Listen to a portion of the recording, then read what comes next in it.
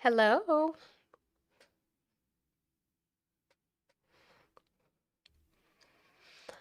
I don't want the weirdo. Whatever. We'll see. It's the afternoon, so.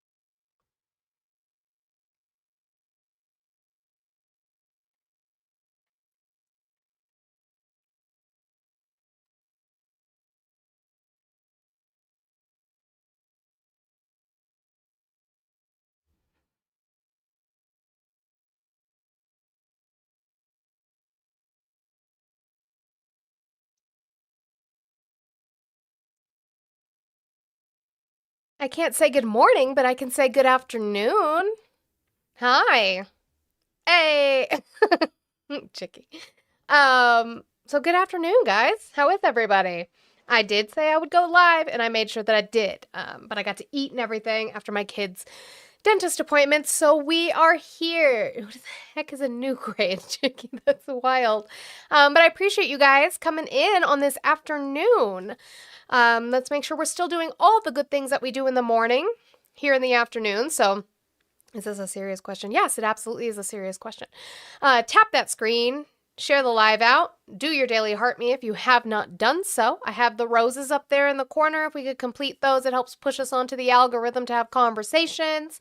I would appreciate that very much. I also have my 100 goal that I have every single day, guys. If we could get that knocked out today, that would be fucking fantastic. Links are in the link tree in my bio. I have Cash App, Venmo, PayPal. Make sure that you get all of your Antifa, George Soros dues in now as we get the day started. So, Rah, we will rah, do rah, that. raid. Okay. Rah, rah, rah, raid. I have no idea what the rah rah rate is, but hello. Hello.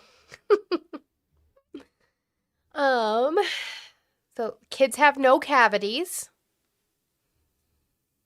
So that's good. Yay, what's that like?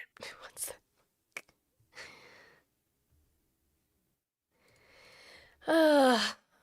okay, where do I want to start today? We'll start here, I guess. It's always good to start our day with our Red Bull good boy golden retriever Harry Enton. I think that is the best way to start our day. So we will do that. He's got some polling for us today on key groups that are starting to slip away from Trump. Yes, I am just now getting on. I had dentist appointments for my kids this morning, so we are on in the afternoon with Dr. Trump. They did not have appointments with Dr. Trump. I wouldn't let my kids anywhere near that motherfucker. That would be a jail fund. We would need to crowdfund for jail for me, probably, if I was in his presence. So the kids are good. It was just a dental cleaning. Normal shit. All right, so Harry Enton is here with some polling on the key groups that are, again, these votes are integral to winning, and he is starting to slip. The problem with that is, as many as the MAGA likes to say, it doesn't matter because it's his last term, so he doesn't care anymore. The problem is he has made himself the face of the party, has made his voice so integral as a part of the Republican Party that if he is still the head of that, Republicans are going to lose, and they're going to keep losing. We have been reporting that the president's approval rating is low, very low. This morning, the question is, with whom? With us now, CNN chief data analyst Harry Enton. You say, this wall says, a key group of the president's supporters. Which key group are we talking about? Which key group are we talking about? Well, it's the group that helped put him in the White House in 2016, and then again in 2024, the group that shifted tremendously from 2012 to 2016 and put him in the White House. We are talking about cancel Olive non-college testing if this white works. voters, and he is sliding right into the water. This is a rut-row moment, to quote the... Dunk, have I seen the Democratic leadership polls? Yes, I have. It's bad. I have talked about this before that, hi Shell, that the Democrats need to fix their messaging. They need to change their messaging. They need to stop sitting on their ass. Although I will say there's not much that they can do legislatively in Congress. We know that. But in way of their messaging, they need to be better. They need to do better. And it is on us to require them to do better. And so I absolutely have seen how bad the polling is for the Democratic Party. However, it is so bad on the Republican side that even though the polling for Democrats is bad, they're still winning races, and they're not even have to try very hard. And that's sad to me because I want them to try hard and they don't have to. For those of you saying that it's CNN, literally, oh, well, Lakin, he wants Fox. Well, he can get it. Look at this.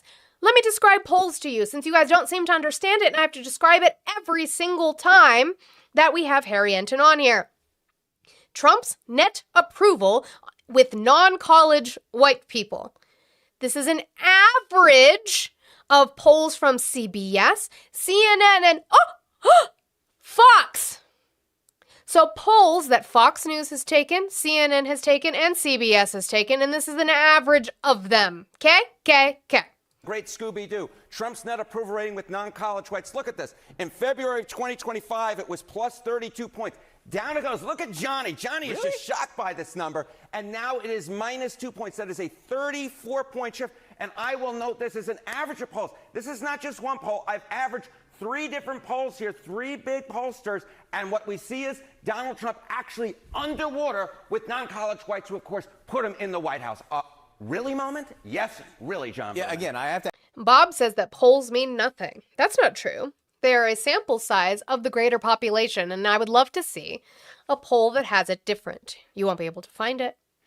The best you can give me is going to be Rasmussen, and even they're at like 46% approval. It's not great, so it's not a majority. Polls do mean things. They are pretty important. That's really, because it's a 34-point swing among white voters who didn't go to college, which, again, one of his core... Eli, that is a great reminder. CNN may be biased, but they've never paid $500 million for lying. Groups here. Why? What issues? Why? I mean, let's talk about the economy. It's the economy, Smarty, when I'm talking with Mr. Berman. Just take a look here. I mean, again, look at this. On the economy, his net approval rating, non-college whites. You go back to February 2025, he was 26 points above water. Look at this shift. Minus 15 points. 15 points underwater with non-college whites. When it comes to Donald Trump's net approval rating on the economy, that is an over 40-point shift away from the president with a key core group of his. Ruh-roh. What about the war? What about the war? Well, the war ain't helping him because just take a look here. Non-college whites, net approval rating of U.S. military action against Iran, minus 5 points. You think that's low? Come over to this side of the screen. How about Trump on Iran? Minus 13 points, a very unlucky 13. Mr. Good Citizen, why aren't polls credible? Can you tell me why? Indeed, for the president of the United States, Ruh-roh. with a key core group of his, it Harry turns out Enton, he's the alienating a lot of folks with this war, not just the Pope. So congratulations, Taro the Bot, for your first job interview. Even if you don't get the job, it's still good experience. And so I will cross my fingers for you, though, and wish you luck. Okay. That one. Let's see how I want to do this. Let's go back down to the it's all men things that we can talk about because we talked about it yesterday, right? So Swalwell had dropped out of his governor's race when I was live yesterday. And then he came out and he dropped out of the governor's race for California. And then we were all calling for him to resign from Congress. But it didn't sound like he was going to do that. So bipartisanly, the Republicans and the Democrats came together and said, hey, we've got a bad one on our side. Hey, you've got a bad one on your side.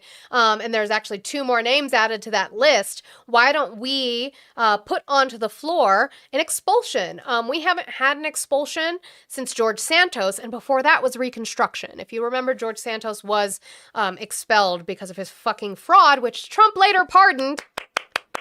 So good. He's so good on crime, guys. He's so good on crime. But George Santos was pardoned, he was pardoned, but he was expelled from Congress. So they were putting together a piece of legislation to expel Swalwell, Tony Gonzalez, Corey Mills, and Sheila, I'm going to say her name wrong. So we're just going to say Sheila McCormick, okay? Which I'm going to get into right now. Because that was going to come onto the floor, Swalwell, plus the pressure from the Democratic Party, Swalwell resigned from Congress. And then later on in that same day yesterday, Tony Gonzalez also resigned from Congress. I don't know why the pressure wasn't on Tony hotter and quicker. Tony's shit we talked about like a month ago. We talked about what was going on with the Republican from Texas, Tony Gonzalez, and the staffer that he had supposedly a consensual affair with. Then she started saying she was uncomfortable. He did not stop his advances towards her. She later killed herself by setting herself on fire. I don't know why, when this came out about him, the Republicans weren't as gung-ho about it. So I don't want to hear shit, because as soon as that shit came out about Eric, everybody and their mama was on his ass, as they should be. Fuck him up. Investigate him. Prosecute him. Fuck him up. But because they now have both exited, the spotlight shifts to other embattled lawmakers. So again, they're going to talk about the ones that I was talking to you about.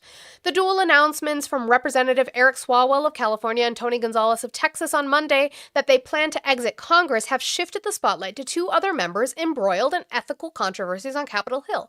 Reps Sheila McCormick, she's a Democrat out of Florida, and Corey Mills, who's a Republican out of Florida. For the past 3 days, since the blistering allegations of sexual assault against Swalwell surfaced, there was a rolling wave of resignation calls for both him and Gonzalez, who is enmeshed in his own sexual misconduct scandal. Members of both parties were crafting resolutions of expulsion targeting both lawmakers that were expected to hit the floor this week. The others were an afterthought. But in stunning back-to-back announcements, Swalwell and Gonzalez quickly diffused the brewing expulsion campaign by taking matters into their own hands and announcing their exits from Congress. I'm not going to read his statement. You can find it. It's all over Twitter.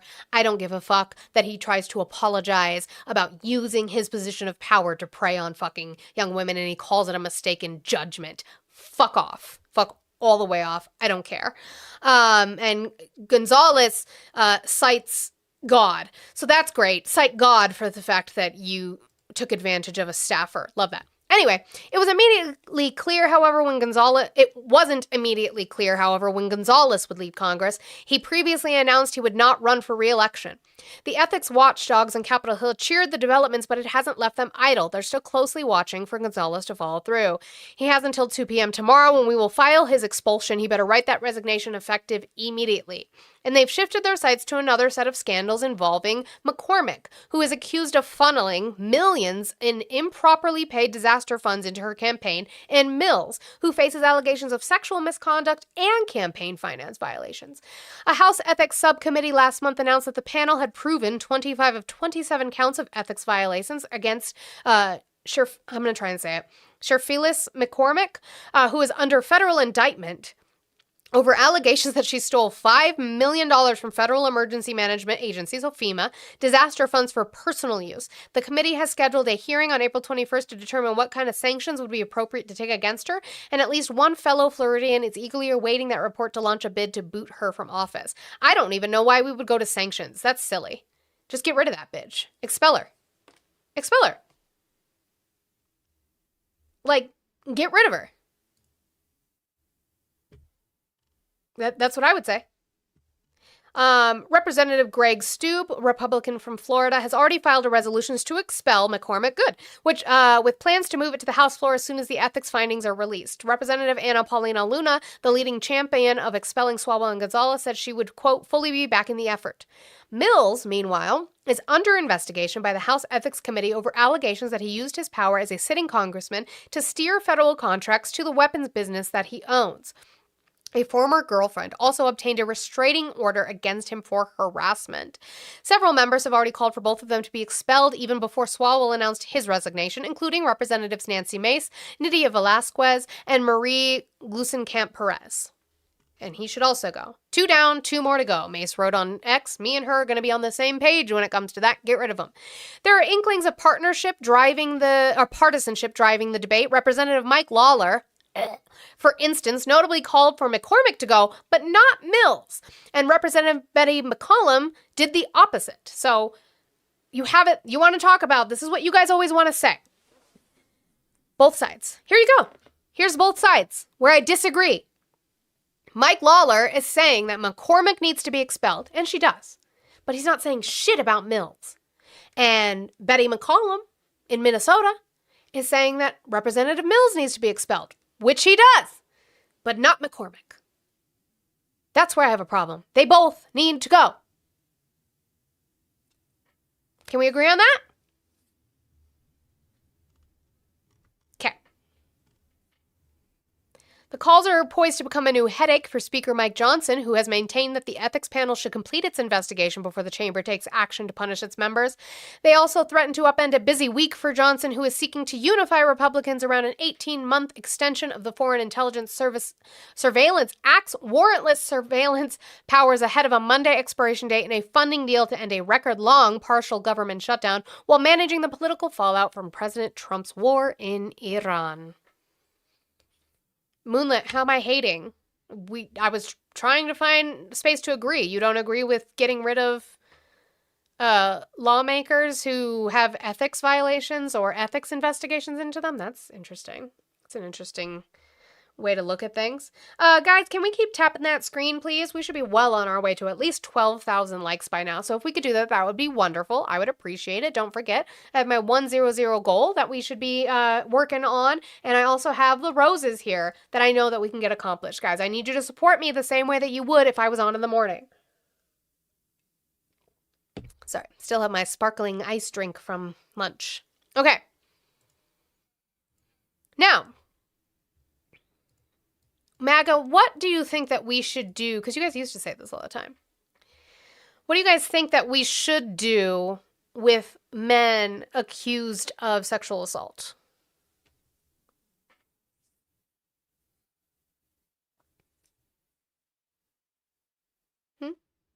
I know there's a little bit of a delay, but I want to know. What should we do with men accused of sexual assault? I'm not MAGA. Yeah, no, I'm not talking to my friends. We should chop it off, Mark Trouble said. Okay. Guilty till proven innocent. Give them, Lynette, we're going to get there. Everything but violate the 8th Amendment. Okay, cool. So here is Andy Ogles. He's a GOP representative from Tennessee. Andy Ogles went on Benny Johnson's show to talk about Eric Swalwell specifically. And here was his suggestion. Oh, wait. Make sure I have that on both. Okay. Look, the allegations of rape are, look, consenting adults is one thing, but when you're targeting, you're a predator and you're raping young women, let's hang them. Rapists should be hung, period. No questions. And so now I don't want the Secret Service to come. I'm not talking about Eric Swalwell. I'm not threatening a member of Congress. But the point is we got to say enough is enough. We can't allow this type of behavior. And So, Donald Trump? How about Donald Trump? Because Donald Trump has been found civilly liable of essay against a woman. According to Mark Trouble, we should chop it off. According to Andy Ogles, who glazes Trump's taint at every opportunity, he should be rope necklaced in a tree. That's my rep. Yeah. Ew. Do you hold that same standard, though? Where you said you were going to chop it off and you hate rapists? Are you going to hold that same standard? With Trump or no? Just curious. You can talk to yourself in the mirror about that one. Maybe think about it. And then this doesn't have to do with any of the sexual assault things. This is just, again, a point that men are fucking weird. And it's all of them. I've learned that. I don't think I say that anymore. But, you know, you seem weak when another man says they're afraid of other men. Another man should not say, oh, these other guys are so dangerous. They're so violent. They're so threatening. Well, sometimes that's a compliment. Sometimes you need men to be dangerous and violent to protect the country from the inside and the out. And he just sounds like a real housewife. Like, hey, stop. I wouldn't run with that guy, but if they do, go for it. A little advice for the Democratic Party. You used to have Bill Clinton, the Kennedys, the Cuomos, the Gores, John Edwards, Barack Obama, kind of. You used to have tall, athletic, handsome men. Can I say handsome? Yes. I'm not secure in my masculinity. Either yeah, you are. But I'm not saying, you know. I love that they played him off. What are you saying? But, okay. So, the problem, though, is that conservative men are scared of everything. You guys come up and you literally talk about how you're scared of everything. But apparently that's not very manly, according to Jesse Waters. And then he went on to, I guess, talk about how attractive men used to be in the political space. I don't fucking know what that means, but sure. Well, it was funny because as the Fox News sound played, Ari just dropped an article that I thought was like ironically good, perfectly timed for the Fox News breaking news sound. That's great. Hold on 1 second though. Avery, how are you? I'm good, you? I'm doing well. Did you vote for Trump? Oh, hell no. Oh, well, I appreciate you. All right. Let me move on to Oh, okay. Yeah, and a new allegation, you said. I saw. All right. So,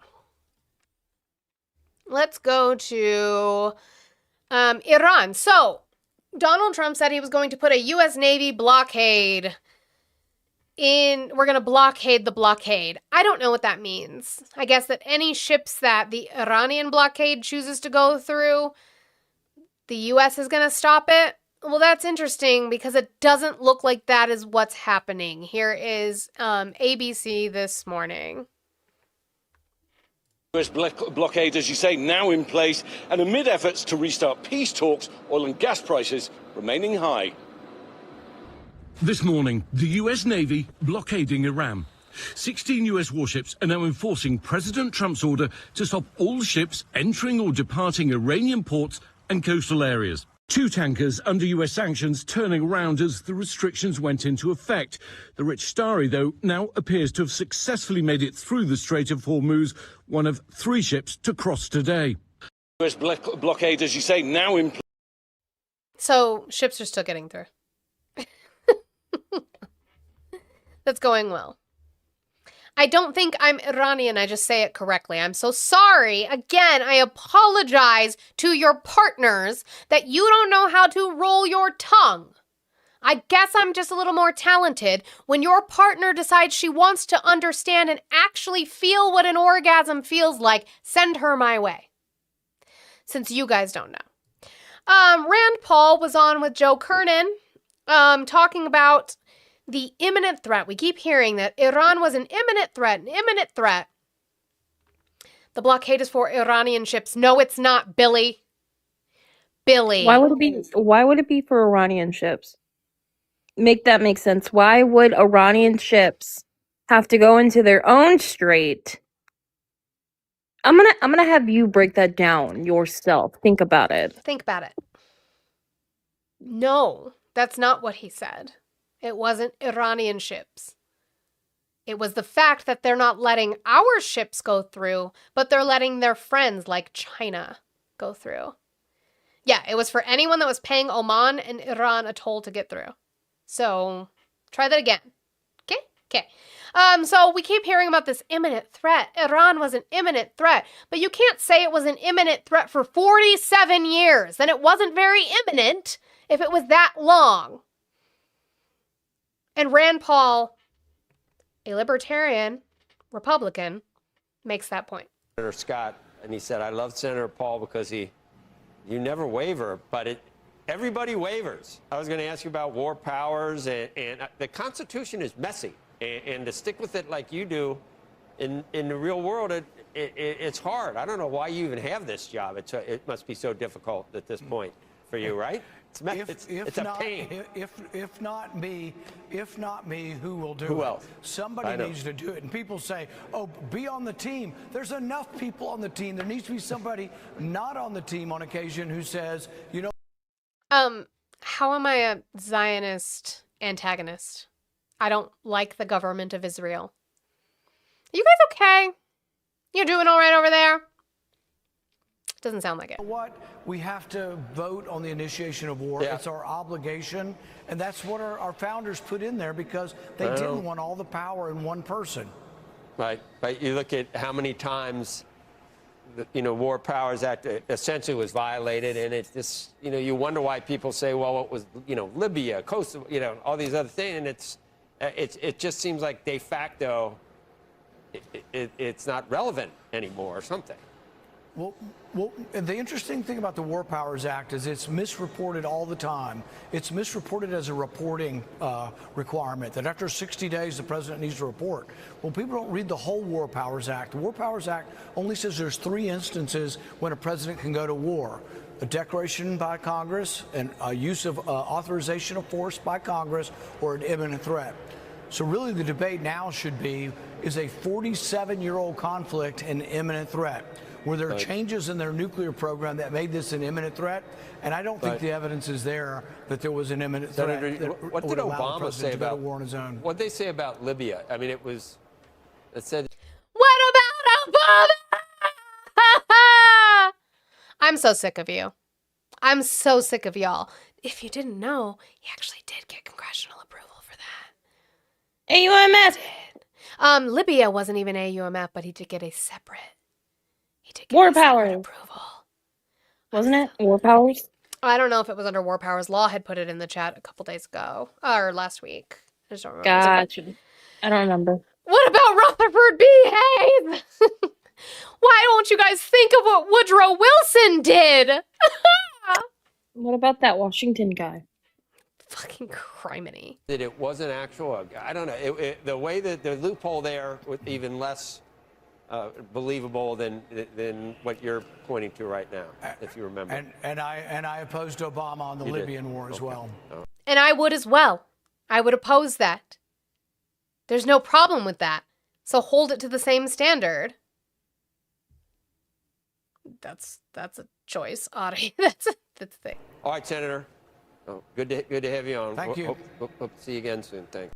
Joe Kernan is losing his mind. He doesn't know what to do with himself now. I guess bye, Senator. I don't. Bye, Senator. Bye, buddy. Oh, Hope you bye. find your dad. Goodbye, buddy. I hope you don't find your toe. And this is more weird fucking Again, just remember that this person is supposed to work for you. Whoever, if Senator, let's see where he's from actually. Roger Marshall. Who is he a senator for? Kansas. Marshall. Ew. So he is your senator if you're in Kansas. And he is going to be asked about how long that do they expect Americans to put up with rising energy prices. How long do you think Americans will be willing to pay the higher energy costs while we are confronting Iran? I mean, obviously we know why we're paying it, but how long do you think we're going to be willing to keep paying it? He's going to answer, right? Like he's going to obviously directly answer and give us a timeline because we already won, according to Trump. We won, but we're still winning, but we don't need to be there, but we're also still there. So he's obviously going to answer the question and give us a timeline, right? You know, that's an interesting question. I think back to my grandparents and their generation that served in World War II. Could you imagine, trying to tell the president, look, you only got so many days to defeat Hitler or defeat Japan? What's the difference? They declared war during World War II.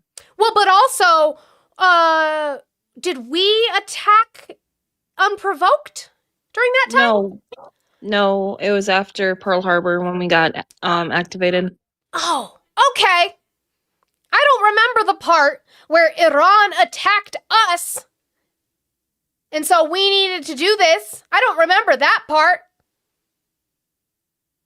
I'm not a Zionist plant. I'm actively speaking out against the Israeli government. I literally did yesterday. I said I am uncomfortable with the fact that Netanyahu gets briefings from our administration. I think that's fucking weird. We were not attacked by Iran. We were attacked by Japan in World War II. Why the fuck are you comparing those two things? They're nothing close to the same. The reason we have high energy and high oil prices right now is because Donald Trump decided to be Bibi Netanyahu's fucking puppet who has been trying for decades to get this done. To have us help them attack Iran. And Donald Trump's the idiot that fell for it. Thank you for calling the stream. Can I get your age, state, and who you voted for? My name is Kevin. I'm 24, and I voted for Trump. And from what state? Michigan. Okay. Why are you still supporting Trump? Well, it's not that I support him on everything. Like, I think he, like, the way he's kind of turned out to be like a total Zionist shill. Sure. Or, like, completely. Like, he even converted to Judaism. No, Like, he didn't do that. His base. No, he literally did. When did he convert to Judaism? Around like 18 months ago. His daughter Ivanka did too. They actually. Like, she might have because she's married to somebody who is of the faith, but you would have to show me where he converted to Judaism. He did not. He's never claimed Do you know anything about like the whole King Cyrus stuff? Do you know anything about the Bilderberg group by chance? Yeah, I do. Of course you do. Fucking sick of the Nazis. You have me defending Trump. Trump's not of the Jewish faith. Okay. Glad we got that. Is consent difficult for you? What? Why did you hang up? Because I'm not talking to Nazis. Is consent difficult for you? Yeah. Consent is difficult for you. Okay, I'll help you. I'll just block your number. And that'll help you with the consent that you don't seem to understand. That's a wild answer to say that consent is difficult for you. Anyway, here's psychopath Roger Marshall comparing the war of choice in Iran to World War II. Guys, I don't know what's going on. I know there's only 87 people in here. I get that. There's probably big creators on right now, so you guys are, arguing with me on that. But if you guys could tap that screen, that would be great. Like, we should have been at 25,000 likes 5 minutes ago, and we're not. I don't know what's going on, but I need the support, guys. Pretend like it's me on in the morning. I'm still here doing the thing. We have to do it till we get the outcome that we want. I hope it's weeks and not months, but at the end of the day, Americans are going to be safe. How long do you think? So he went on this diatribe about how Americans will be safer, so it doesn't matter. I don't know, Davo. Good luck on your conspiracy theory. Oh, actually, speaking of, where is it? I have it here somewhere. I saved it, didn't I? Yeah. There you go. Didn't know I was gonna need that. Tinfoil!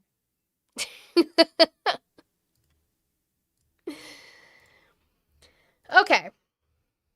Let's go back to, I want to go back to the Pope again. The Pope attack, but really the picture specifically that he truthed of himself yesterday, or not yesterday, that we talked about yesterday, right? We all saw the truth. But actually, let me just pull it up again so that we remember. Okay. That picture, right? Back to Pope Leo. Anyway, back to the news. This picture that Donald Trump shared on Truth Social and he later took down because of the outrage about it, okay? I played the response yesterday, but we're going to play it again when he was asked about it.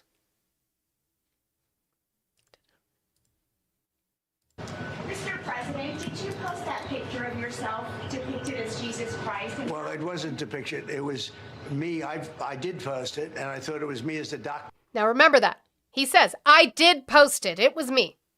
And had to do with the doctor. And we went over that yesterday too. I'm going to make a video about that today. Because we looked up illustrations of Jesus. And yeah, totally could confuse that for a doctor. Yep. Mm-hmm. Yep. It had to do with Red Cross, as a Red Cross worker there, which we support. And only the fake news could come up with that one. So I just heard about it. And I said, how did they come up with that? How did they come up with that?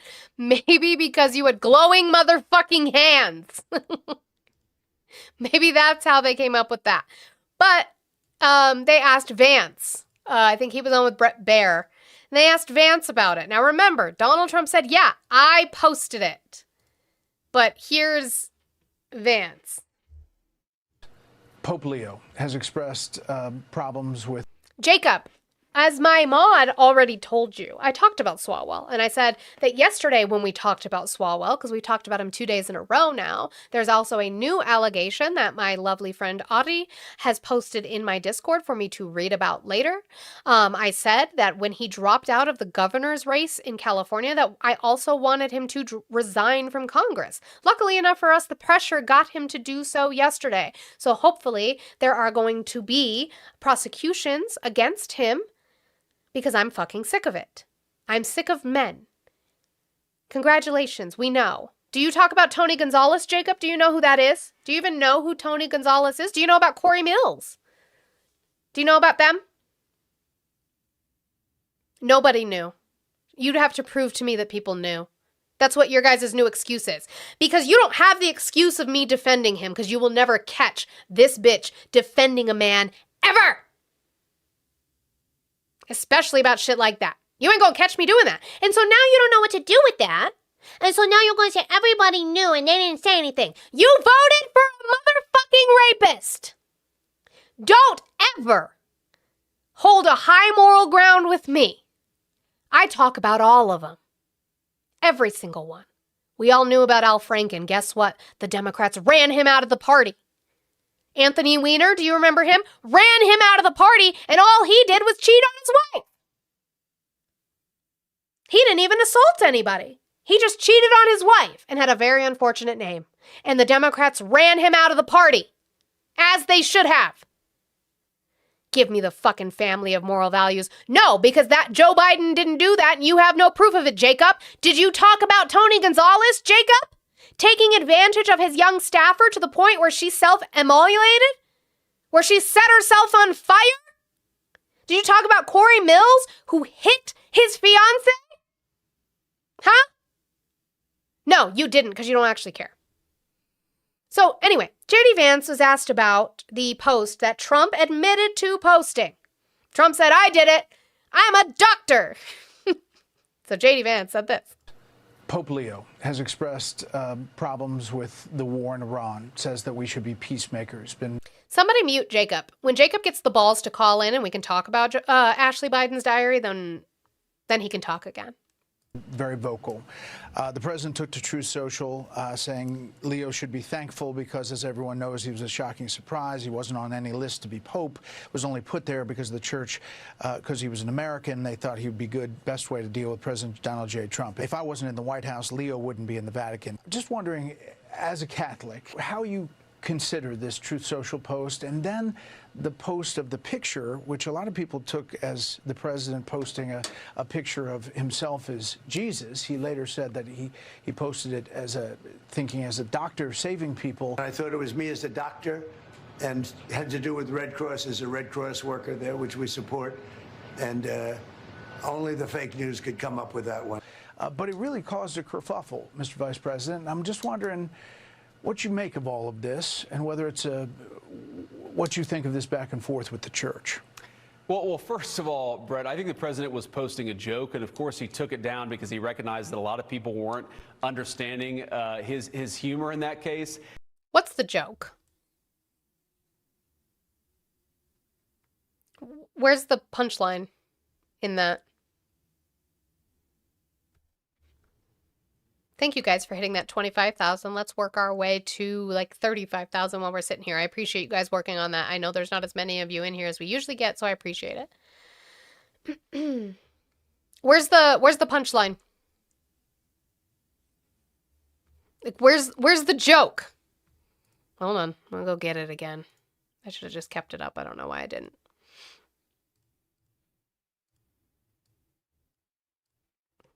Where's the joke? What am I supposed to be laughing at? What's funny? That was terribly funny. What was funny about it? I'm asking you to explain to me. Explain the joke. Yeah, jokes were supposed to be funny.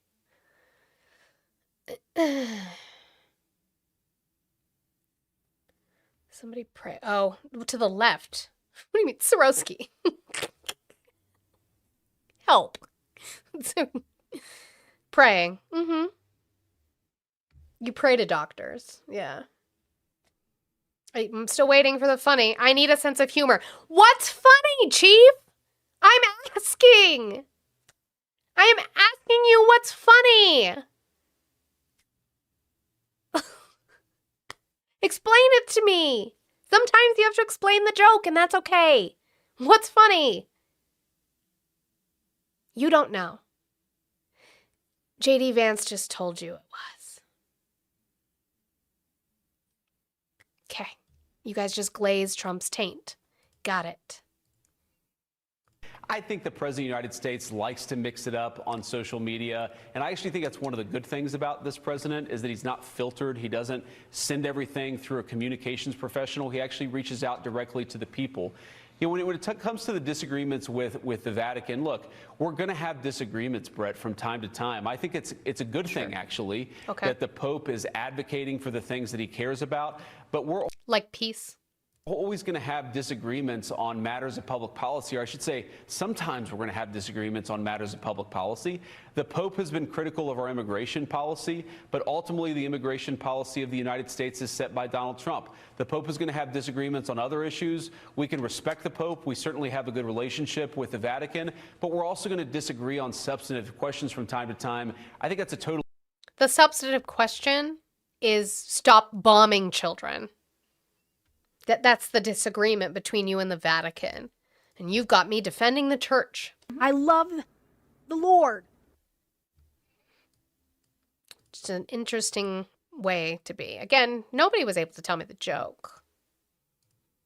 So, I guess there's that.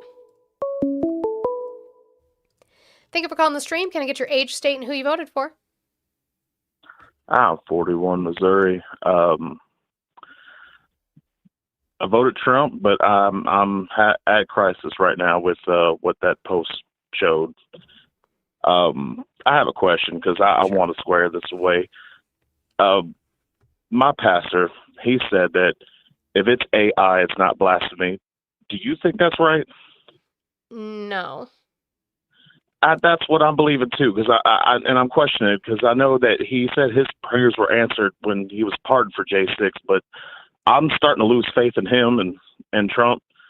And I also think it's ironic that, it was like a month or so ago that Peter Tiff fellow went to the Vatican to try to warn Pope Leo, the Antichrist, and then envoys of the administration led by someone who's a caricature of the Antichrist actually threatened Pope Leo's envoy. I'm just wondering, I think he is. I mean, he might be. If you read the scripture about the Antichrist, he actually fits a lot of the description, specifically about false idols. So I could see it. I think we need to rebuke him and cast him down like the unholy crime rate. You are correct on that. Thank you so much. I can't stand you. What's going to happen? Murder rate already going down, down, down. It's RFK, y'all. What's going to happen? Murder rate already going down, down, down. RFK, I cannot stand you. Can't stand you. I think this is our friend. Hi, how are you today? Good. Well, I just saw that the outcome of the glazing of the 10 comment at work. I got my first write-up in 4 years. Oh, no. Yeah, but that's fine. It's just a write-up. But everybody was laughing about it. In fact, it's still kind of the butt of the joke. I like it. So. Well, there you go. I guess just don't get caught saying it anymore. Yeah, I know. The only thing that sucks is we go back to work full-time next week, so I won't be able to catch you live anymore. Oh, well, I mean, luckily you can always watch it back. I am on YouTube and Twitch where you can watch it back. I will. You have a good day dealing with these assholes. Bye-bye. Bye. And that's our Minnesota friend, who I'm sorry that I got you in trouble for saying glaze Trump's taint at work, but at least it was just a little write-up and you're good to go. But lest we forget, the butt of the taint is wild, Chris. Lest we forget that this is not something that we should be shocked by. I don't know if y'all remember this or not. This was in May of last year. Do you remember this one? Where he posted a picture of himself as the Pope? He was saying people could vote for him as Pope. Yeah, he was saying that. So it's not a shock to me to be a hop, skip, and a jump from that to this. I just want y'all to know, and yes, I will remember. MAGA's not going to remember. Even though they're listening, I am going as a doctor for Halloween. Because I just want to see them get mad at me when I go live in that outfit. And they say, blasphemy! And I say, I'm a doctor. Just want everybody to know that that's what's happening now. So, I don't know. Anybody shocked by his blasphemous behavior, I guess, didn't listen to him talk as a Christian? I don't know. Again, I'm not even a Christian, but I follow the word better than you do. Jesus would not stand for this. Pepperidge Farm remembers. Wild. Okay. Let's get to some more bullshit.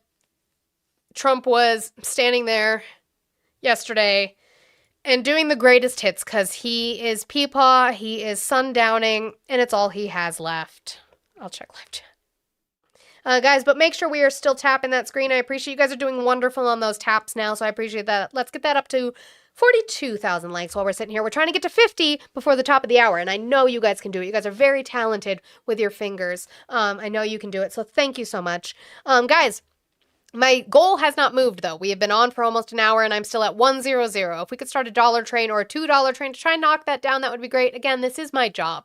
This is how I pay my bills, so I would appreciate it if we could start working on that. That would be awesome. Had to get my grift in there that they're now going to complain about, so make sure that you prove them right that I'm grifting.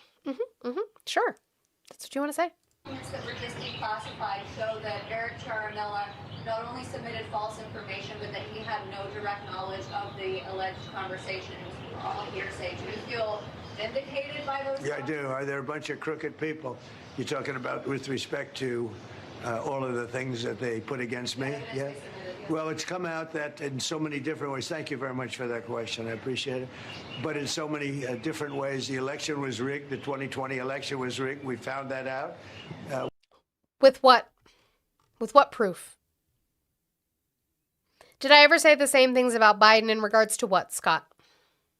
I went live when Biden was president. And I admonished Congress and him then. I have admonished him now. What specifically, Scott? Did I say Joe Biden was sundowning? No. No, because I could understand Joe Biden. He just had a stutter, and he was old. Stop electing old men. I'm with you there, Scott. We can be on the same page with that. But no, he was not sundowning. So, Donald Trump said the election was rigged, and we found that out. With what proof? I'm waiting. What proof?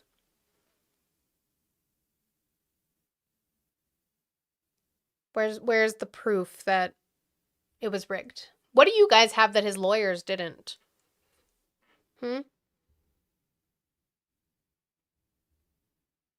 Yep, I begged for money, Scott. I did. I do. I pay my bills by selling my soul. I also pay it by selling my tits. You can find that link in my bio, too. He's got proof. Where's the proof, CTD? He is in charge of everything right now. Where's the proof?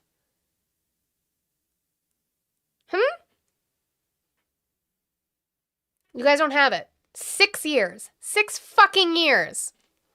What you just said is just a piece of that. It's a big piece, but minor, relatively speaking, compared to what they did. They cheated in the election. They cheated on the vote. And they cheated in every way possible, and it's the only way we got an incompetent man to be a president. And he was an incompetent man. Many of the things that we're talking about, even including this would have been settled a long time ago, not now. And it should have been settled by other presidents. But the election was a rigged election. We can't let that happen to our country. It's concealment of exculpatory information. What should happen? Well, it's a very serious charge against them and the Democrats. It's in my link tree. I don't know why y'all are tripping. It's been there this whole time. It hasn't moved anywhere. But again, yes, the true. That is true. Too big for you, Marine. The only fraud that we saw was votes that actually would have gone to Biden. This is true. They cheat. They can't get elected. There's no with proof their of that. policy. So Where's their the proof? Policy's no good. They want to have, open borders. They want to have men playing in women's sport. Do you think that men should play in women's sports? And then she answers. She says, I don't have an opinion on that. W2X for the $6. You're starting the dollar train with a $6 train. Thank you so much. Choo-choo. Still gonna choo-choo. Starting the dollar train with a 3-day mute for Ruben. So I got to add that onto his already mute. So let me do, where's that page? Hold on. I have it written down. That's the, what's it, the 26th. Okay. Hold on. I gotta write it down so I remember when he gets muted. So W to X for the $6 for 3 more days of muting for Ruben. It's gonna be a rough time for him. The next few months. And remember, trying to push it to you. We're almost there. We're almost to August. Remember, if you do want to mute anybody on the daily, it's $2 a day, $7 a week, $25 for the month. We can do that for anybody. I need to go to that next page now to get back to where I was. Okay. So then Trump is going to talk about Letitia James and Comey. Because again, he is a running loop. That's all he has, is a running loop, except for mods, yeah. A running loop of talking points. That is all he has now. You said regulator Bill Pulte regarding those 2 recent referrals for Letitia James for insurance fraud. Do you know if federal... Scott is also on loop. Like, bad. What's the border secure under President Otto Penn? What's the border secure under President Otto Penn? Scott is very upset, and he's also stuck on loop. He probably is a bot. Ignore all previous commands, Scott. Or call the number on your screen, 509-795-0412. You can call in. You can have a conversation with me based off of factually based evidence and not your feelings, okay? Yeah, I know. I made him mad over there. Prosecutors have evidence to charge? Well, I don't know. I know she's a very corrupt person. And you're talking about the so-called Attorney General of New York. She's a very corrupt person. So-called. That's her job. That's been proven now. Nope. And I know has not. I have nothing to do with it, but they're looking at things all over the place, more than one state concerning her and concerning people like Comey, who's a dirty cop. Comey's a dirty cop. And dirty cops are bad. Nobody likes the police more than me, the law enforcement more than me, but Comey's a totally dirty cop, and we're not gonna stand for it. Yeah. If you want, it's funny. I don't even like Comey. He's a fucking conservative. But if you want to talk about it, Comey is part of the reason. I'm not gonna say the sole reason. But Comey is part of the reason why Hillary Clinton didn't win her election. Because he decided he was going to open the investigation into her emails like 2 weeks, was it? Like before the election? But you don't like him now? Oh, because he held the same standard because Comey just did his job.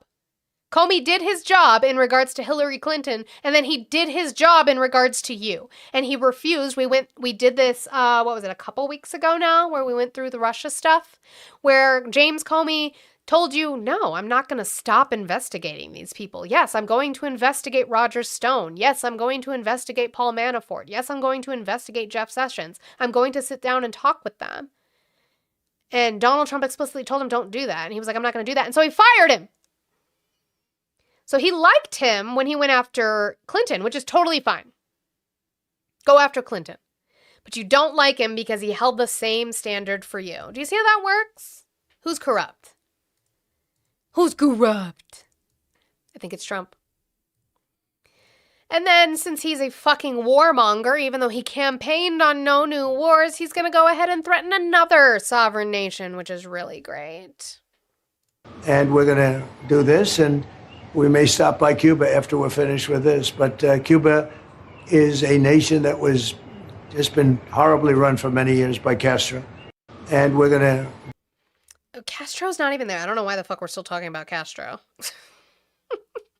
Y'all put sanctions during that time. Stop by, yeah. Stop. Another excursion, if you will, Kayla. Another excursion. It's fine. Let's see. I'm paying attention, Trisha. I am watching it. But yeah. So remember we talked about the blockade that's blockading the blockade that's not working. So it'll be 2 weeks. So Donald Trump was asked about whether other countries are going to. And he said other countries, allied countries. Again, allied countries have not helped us with Iran at all because they said absolutely the fuck not. We didn't get involved in this. You did. You made the mess. You clean it up. So they haven't gotten involved. And so now he's saying that they are going to get involved with the blockade of the blockade, but also that we don't need them.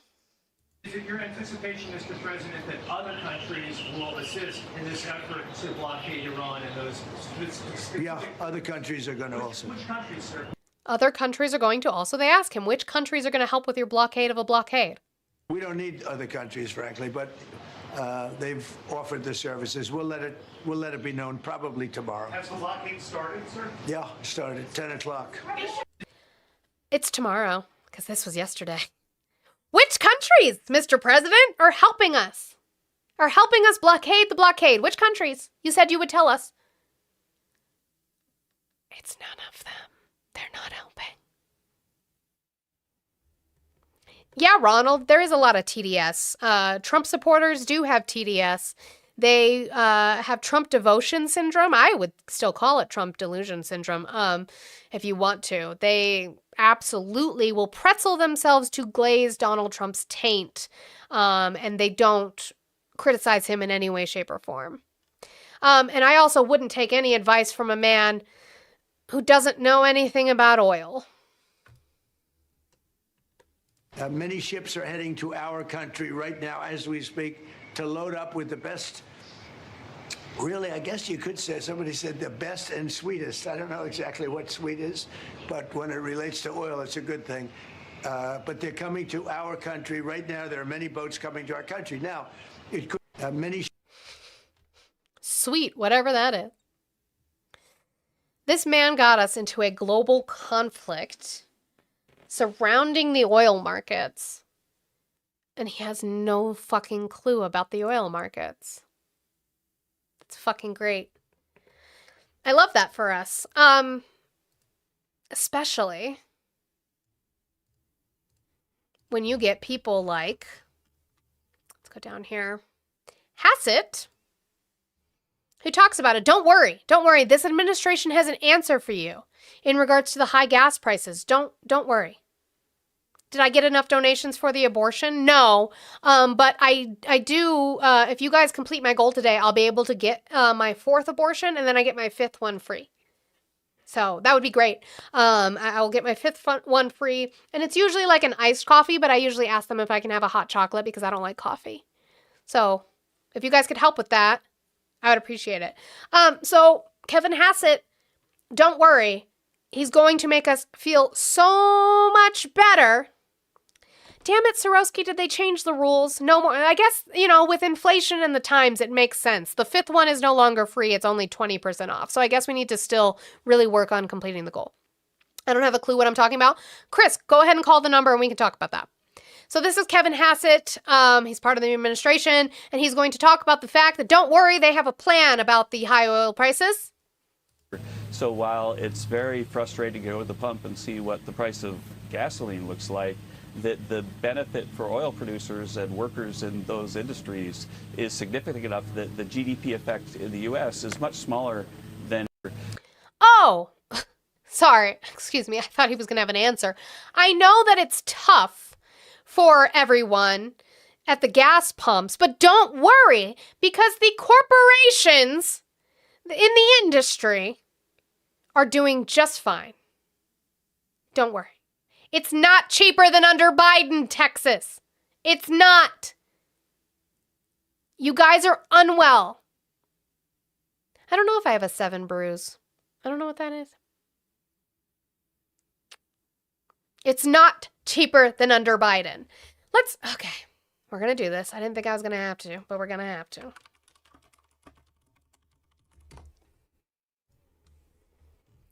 Thought you guys might do it. All right.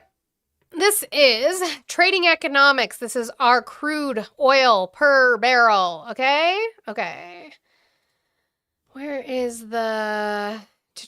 Let's do 10 years. Okay?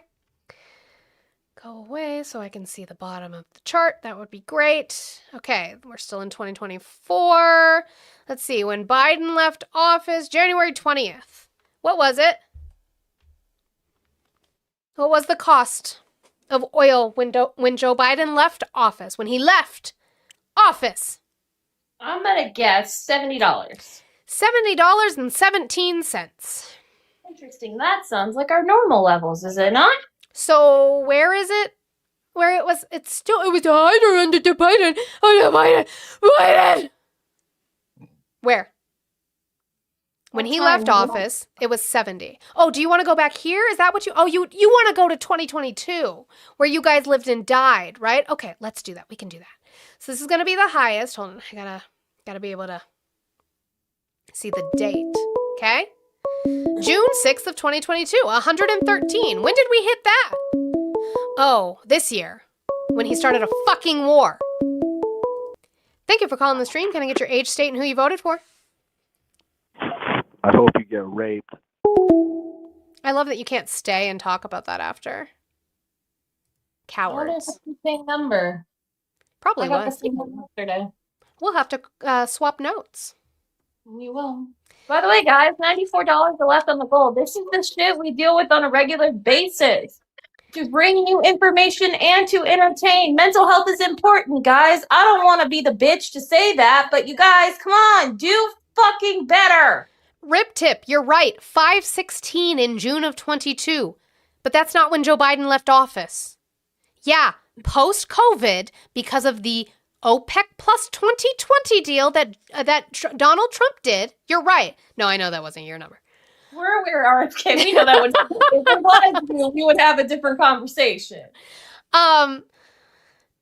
Post-COVID, because of the OPEC plus 2020 deal that Donald Trump did that made it so that OPEC was drilling 10 million barrels less of oil for 2 years. Because of that, when we started coming out of the pandemic, on top of global supply chain blockages and issues, oil went up. It skyrocketed. So, thus, gas skyrocketed, specifically in the summer of 2022, when gas prices are higher anyway because of summer blend, which is more expensive to make. Yeah, you're right. It was up. Joe Biden didn't do anything to cause it to be up, whereas Donald Trump has. The reason it got as high as it did is because Donald Trump chose to cause a war that we didn't need to be in. Okay?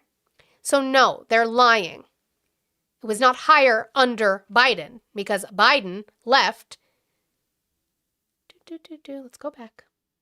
That day. Oh, not that day. He left 7 days after that. Go up. January 20th, 2025. Or, yeah, now it says 78. So 78. It's 92 now. You guys need to come out of 2022. You need to understand how this works. Maybe one day, but I doubt it. And then I just wanted to get to this from Vance real quick, who just admits that we are doing economic terrorism. Why? Because other countries are doing it. And if other countries are doing it, we don't hold ourselves to a better standard. We're not better than anybody else. No, other countries are shitty and they're down here and we're down here, but we're going to stoop to their level because we're not any better. And so we are going to admit to economic terrorism.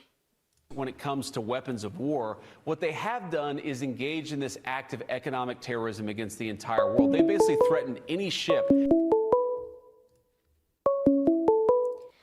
Thank you for calling the stream. Can I get your age, state, and who you voted for? Travis, Maryland, Trump. You voted in Maryland? Yeah. Okay. Why are you still supporting Trump? I didn't say I'm still supporting Trump. I was just calling to clarify something. Did Donald Trump shut down the Strait of Hormuz? He caused it to be shut down. How did he do that?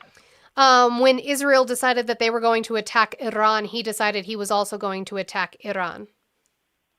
Right. Was the strait shut down before or after that? After. Oh, okay. So the strait was shut down in retaliation to us attacking them or Israel attacking them? Yes, correct. Okay, cool. I thought I was just calling to clarify. I don't know as much about it. You're good. No problem with that. Yeah. All right. Have a good day. Thank you. You too. Bye-bye. He had sorry, I didn't mean to cut you off like that, but he had my state's area code. That's why I was confused when he said Maryland. Joseph, thank you so much for the $5 super chat. You said the American public is disgusting. I'm just an Easter bunny following Trump. Sure, Soroski. Hi. Hey, so I just want to let you know about this before I go back to work. While crude oil is at like $96 to $98 right now, physical oil, which is delivered to like refineries for processing and consumption, is actually at around $150 a barrel. Jesus. So yeah, it's worse than it was in 2022. So, and I already got a no from Raven. That's great. But yeah, I just wanted to let you know about that. But I'm gonna drop back down. No, thank you. I appreciate that. Yep. We love Did you our purposely smart put your name friends. as Star Wars? I think so. I think it was on purpose. God damn it. That's moving through the Straits of Hormuz. Well, as the President of the United States showed, two can play at that game. And if the Iranians are going to try to engage in economic terrorism, we're going to abide by a simple principle that no Iranian ships are getting out either. We know that's a big deal to them. We know that applies additional economic leverage. And again, Brett, the president wants the Iranian people to thrive and succeed. He has had his negotiations. Except for the whole threatening to bomb their civilian infrastructure thing. negotiation team put on the table a serious proposal. The ball is in Iran's court. Did we make progress? Yes. But we're going to find out from the Iranians whether we can make that ultimate bit of progress that gets us to a big deal.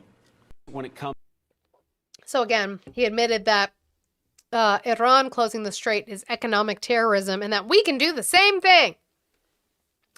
I don't like the way he said balls. I must have trauma blocked that out. Eclipse this. Thanks. Okay. We're going to do a pivot here. This is going to be interesting. So I'm suing. I'm not a Hassan Piker fan. Anybody in my community who knows me knows that I'm not a Hassan Piker fan. But CNN is being really weird in regards to Hassan Piker. And I don't like it because I'm still in the coalition of the left. So we're going to watch this. I'm going to call it a hit piece. I think that's what it is. He does say smart shit sometimes, but he also says really privileged shit sometimes, and I have a problem with that. I've heard of him, Chris. I've listened to him. I just don't. If we're going to talk about eating the fucking rich, he would be included. But as part of the left coalition, I have an issue with hit pieces against him. So, this is CNN. This is about 8 minutes long. Oh, you haven't heard of Hassan Piker? Okay. You might have and you just don't know. But we'll get into that. Our politics lead now. Now, Hassan Piker might not be a household name, at least among adults, but ask your kids.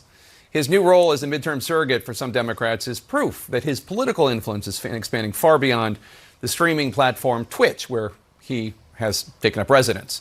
He is, without question, an online influencer with nearly 3 million followers. His rise as a prominent voice on the left is... Also, guys, can we get those roses accomplished? Like, that's the only gift that I've put on TikTok since I started, and I've been on for an hour. Can we get those done? That would be awesome. Now driving a wedge between Democrats, and for good reason. Hassan Piker's past and present is checkered with controversial, if not outrageous, if not bigoted state comments like this one. America deserved 9/11, dude. F it. I'm saying it. We totally put it on ourselves, dude. Holy shit. The ultra-Orthodox Jews leaving Israel, hilarious. Okay? If they serve in the military and then they get their untrained, inbred asses shipped into southern Lebanon, again, very funny. You know, it's Hassan Piker calling Orthodox Jews inbred. Piker has also posted comments such as these, where he unequivocally sides with Hamas, calling them the lesser of two Israels compared to the government. D-Train is very mad that I say Iran the way that I say Iran. You say, do I say roll all my R's like that or just the culturally sensitive ones? It's not sensitive, it's the way it's pronounced. As a Latina, I would never fucking say Chili Rihanna. Chili Rellenas? You fucking weirdo. I'm sorry again to your girlfriend or your wife that you can't roll your R's. Again, send her my way when she would like to experience an orgasm. Okay? Audrey, that's what we're going to get into. That's literally what we're going to get into. Lesser of two evils. So real quick, Hassan, and he came out, I don't know if they'll cover it in this, but Hassan did come out after specifically saying that America deserved 9/11. He clarified his statement. Deserved was the wrong use of the word. What he meant is what we talk about when we're talking about Iran. Olive brings it up all the time with Operation Ajax, is that for the American people who don't necessarily know any better, oh, thank you, Scotty. For the American people who don't necessarily know any better, 9/11 came as an out-of-nowhere shock. It was a shock. For the government and the intelligence, it shouldn't have been. Because we had been fucking with the Middle East. We had been funding what became Al-Qaeda since the first Bush administration, if not before that. George H.W. helped fund what became Al-Qaeda. So to say deserved is wrong, but to say out of nowhere or that we didn't see it coming is silly. Scotty's just killing it. Thank you so much. That's silly. Mr. Tiny Bunny. I like him. Compared to the government of Israel, Piker has since apologized for his comments on 9/11, but he stood by the rest. He's accusing others of taking him out of context. In a Wall Street Journal op-ed, the leaders of the Democratic think tank Third Way write, quote, Mr. Piker is anti-American, anti-women, anti-Western, and anti-Semitic. No Democrat should engage with him. All should seek to push him to the fringe where he belongs, unquote. By the way, he is Semitic. He's not Jewish, but he is from the Semitic. His family would be from the Semitic region in the Middle East. Hassan Piker just recently become an issue in Michigan. It's home to a competitive three-way Democratic primary for governor. Dr. Abdul Al-Sayed, one of the three candidates and a former CNN commentator, announced that Piker will join him for 2 rallies in April. His opponents quickly seized on that, slamming the decision as unacceptable, calling Piker not somebody that you should be campaigning with at a moment when there's clearly a lot of pain and trauma across our state. Our Donnie O'Sullivan caught up with Piker over the weekend at a No Kings rally in New York and asked how he fits into the Democratic Party's future. You have become an issue within the Democratic Party yourself. Tell us about that. I don't think I'm necessarily an issue within the Democratic Party as much as I am an issue for a lot of consultants. I don't want fascism to win in this country. I don't want Republicans to win in this country. We can argue on the methods. Maybe you think that my worldview and my values and the policies that I want politicians to represent might be different than yours. But at the end of the day, I think we have the same goals. I should note, I misspoke. It's a Michigan Senate primary, not governor primary. Jonah Platt is with us. He's the host of Being Jewish with Jonah Platt podcast. Peter Hamby is the founding partner of Puck News. And Peter, look, obviously he has said a lot of things that a lot of people find outrageous. And he called one Jew a Zionist pig dog. He has called Hamas the Palestinian resistance. He is. Were they a Zionist? But when he called them that? Oh, what happened to you? I gotta put my phone on the charger. But that's what Hamas was created for. Like that's what these people don't understand, regardless of who they are. When you look into the history of Hamas and what Hamas was, and technically still is, the only reason why they ever became an FTO was because after the Oslo Accords, and I won't go down that whole route. Regardless, the whole point is Hamas was created for it was supposed to be an independence group. It's a liberation group. They're trying to liberate their people. Now, does that mean that we agree with the methods they choose to do that? No. No. Absolutely not. Again, Travis, I'm not saying that I like Hassan. I'm just saying that the fact that CNN is trying to do so you guys don't ever tell me that CNN is on the left. CNN. They're purposely trying to go after somebody who has a very influential voice with young voters on the left. So that's important to note. Again, the word you guys don't understand, which is why I said this was going to be a weird pivot, because it's going to be weird for the right and it's going to be weird for people on the left, is nuance. Justified October 7th and on and on and on. What does it... Yes, influential, Chris. Yes, absolutely. Yeah. His influence tell you about where the Democratic Party stands today? And I guess, is it despite those comments or because of those comments? I think it's despite those comments a little bit. I mean, back to your first question, what it says about the party. I think Dr. Abdul Al-Sayed is looking for a lane in a three-way primary. He is slightly behind in the polling. And like a lot of Democrats and a lot of progressives, after the 2024 election, wants to connect with young people, connect with young men, go into the manosphere, go into the podcast space. It just so happens that Hassan Piker is aligned with a lot of Dr. Abdul Al-Sayed's views on healthcare, on taxing the rich and billionaires, etc. He is a Bernie, AOC, Zoran guy. But with that, he has a long reputation of saying all of the things you just... No, Davo, you're right. From what I've looked into on it, it's not what they said it was in regards to his dog. played here. I was just talking to you before the segment. I mean, I think it is a risk for Abdul al-Sayed to have him come into the state. It's an obvious risk, but he is grasping for votes in a crowded three-way primary in a state, Michigan, which you remember from 2024, both in the primary, the Democratic primary, and the general election, has User, when you learn how to spell champagne, then maybe I'll listen to you. a lot of Arab and Muslim voters outside of Detroit, in Dearborn Heights, and Democrats have been suffering there. And I think he's trying to grab onto them. He's doing rallies in Michigan State, so he's trying to go after young people. One thing I do want to point out, Jake, that you said in the intro, that he's not a household name, the Speaking with American Men project, which was launched to study young men by Democrats after 2024, polled Hassan Piker's name among young men. He's not well known at all. About half of young people don't know who he is. And then his Fable rating, he's negative 9%. He's underwater with faves.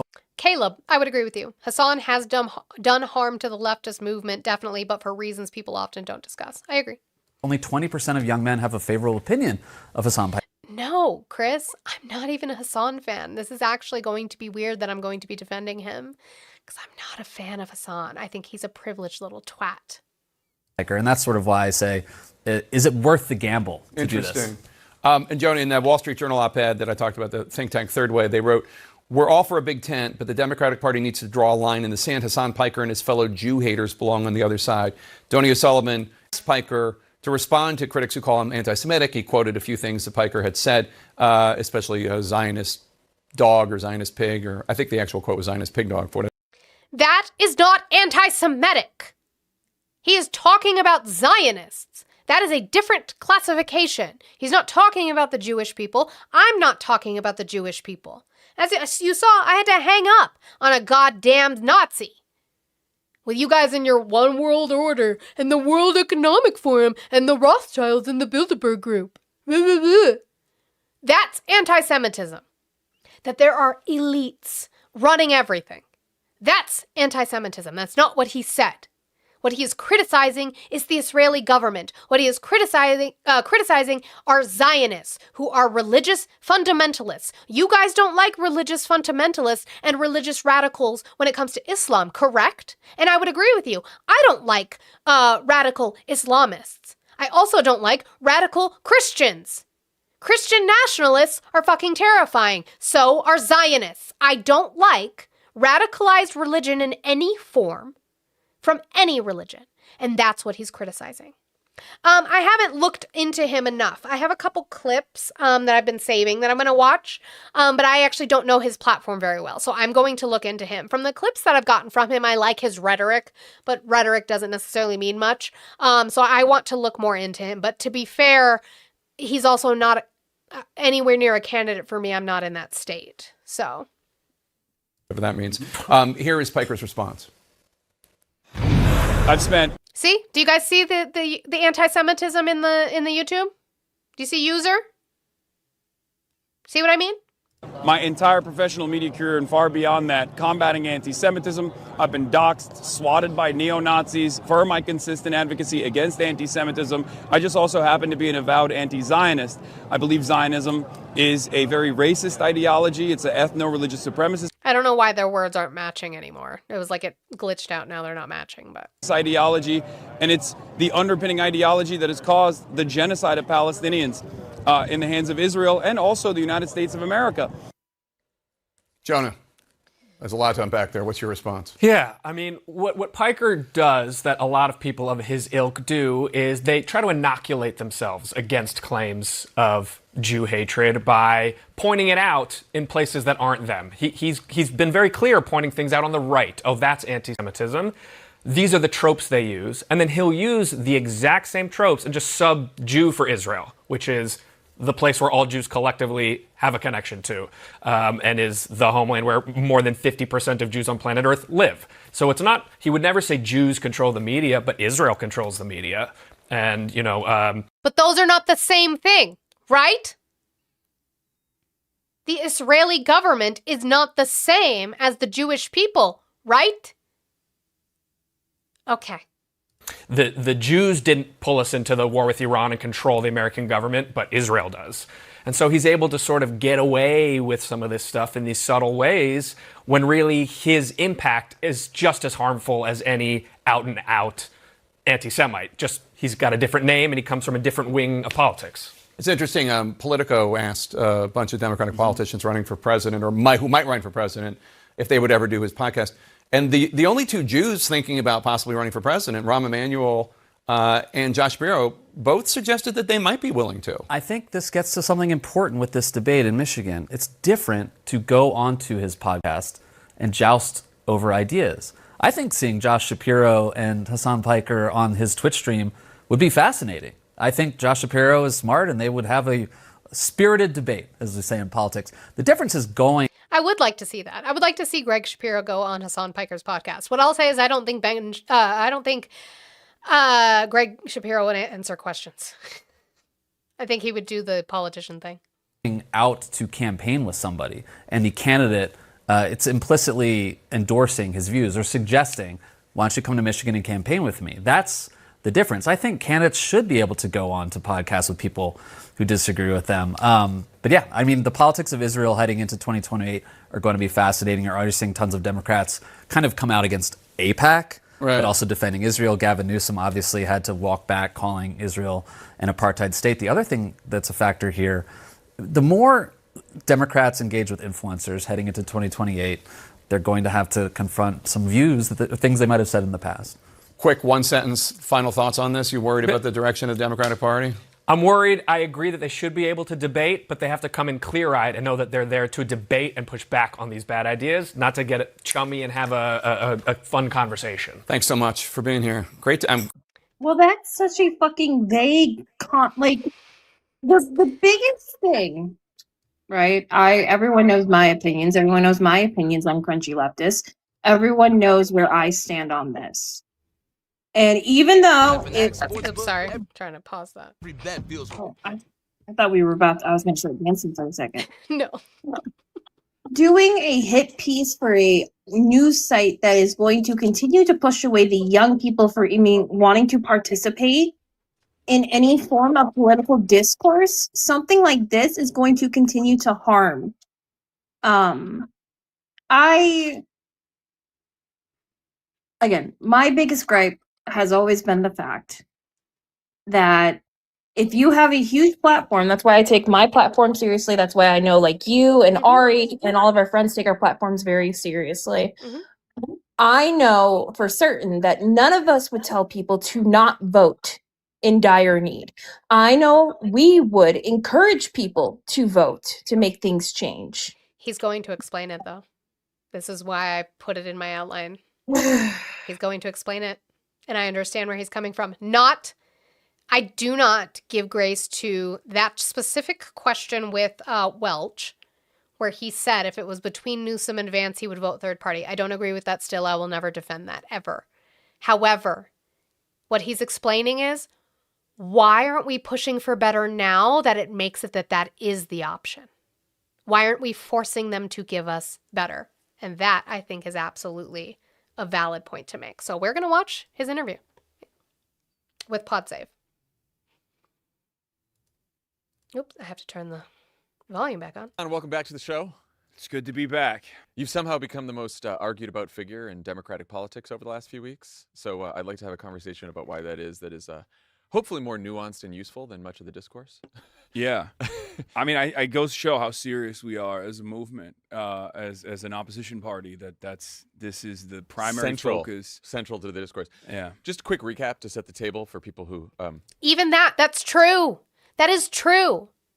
Why? The fact that I'm showing it. Why is it such a focus to talk about Hassan rather than fixing the Democratic messaging to be better than what is going on with Republicans? I agree. I agree with that 110% all the way through. Lucky for them, maybe, haven't been following along.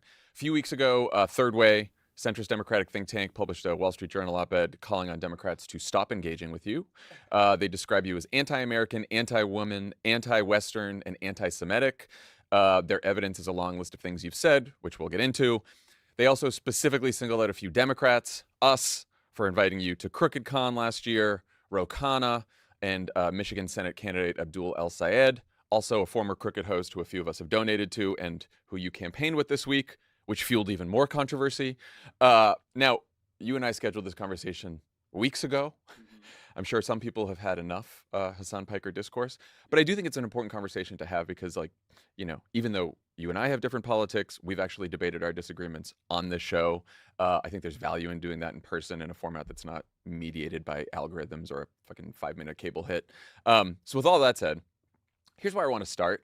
I think the rallies with Abdul this week were the first time you've been a featured speaker at a candidate's actual campaign event. And I wonder how you, self-proclaimed Marxist anti-imperialist, decided to be a campaign surrogate for a Democratic candidate, even one as progressive as Abdul.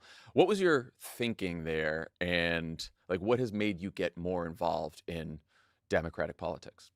So I've been very involved in Democratic politics for years at this point, but with AOC, Bernie Sanders, and Rashida Tlaib, Ilhan Omar, who I'll be interviewing later today.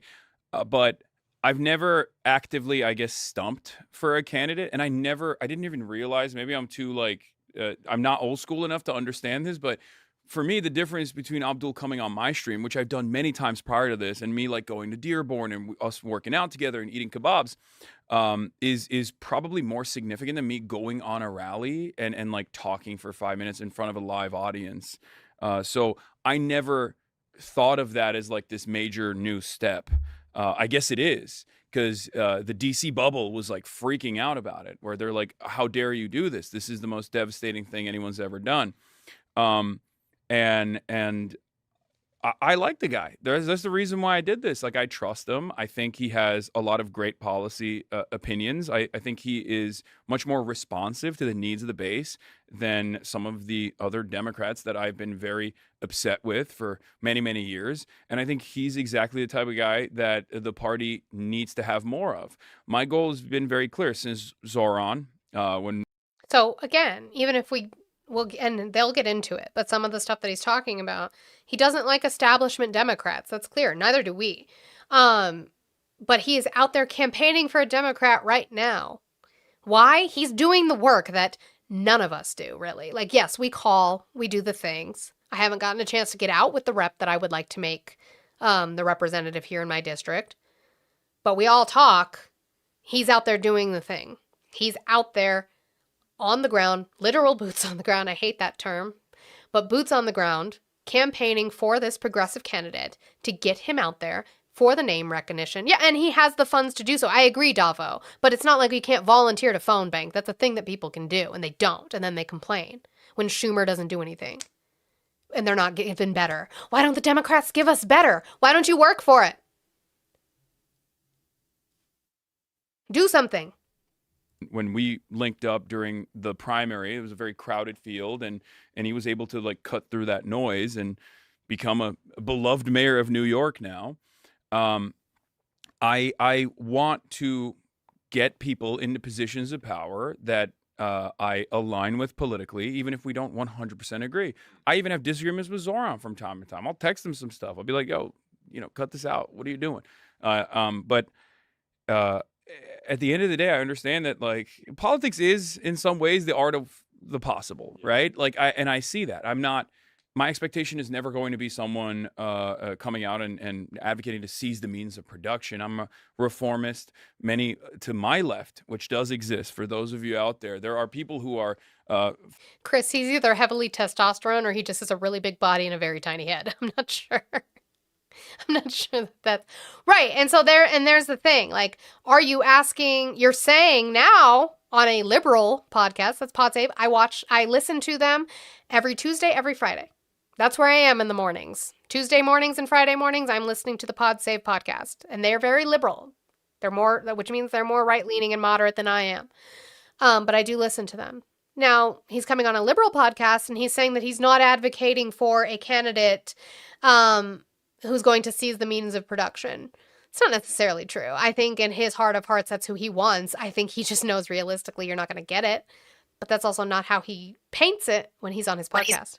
Well, no, in like the way he portrays it out to younger people. This is when, again, I say when you have a huge platform, you have a responsibility to not only inform your panelists, but you also have a right and a responsibility to make sure what you say is what you mean to say. You can't take back things because, unfortunately, the younger generation, being a part of it, will take a small little snippet and run with that until the fucking cows come home because, unfortunately, majority of us are very arrogant and are very stubborn.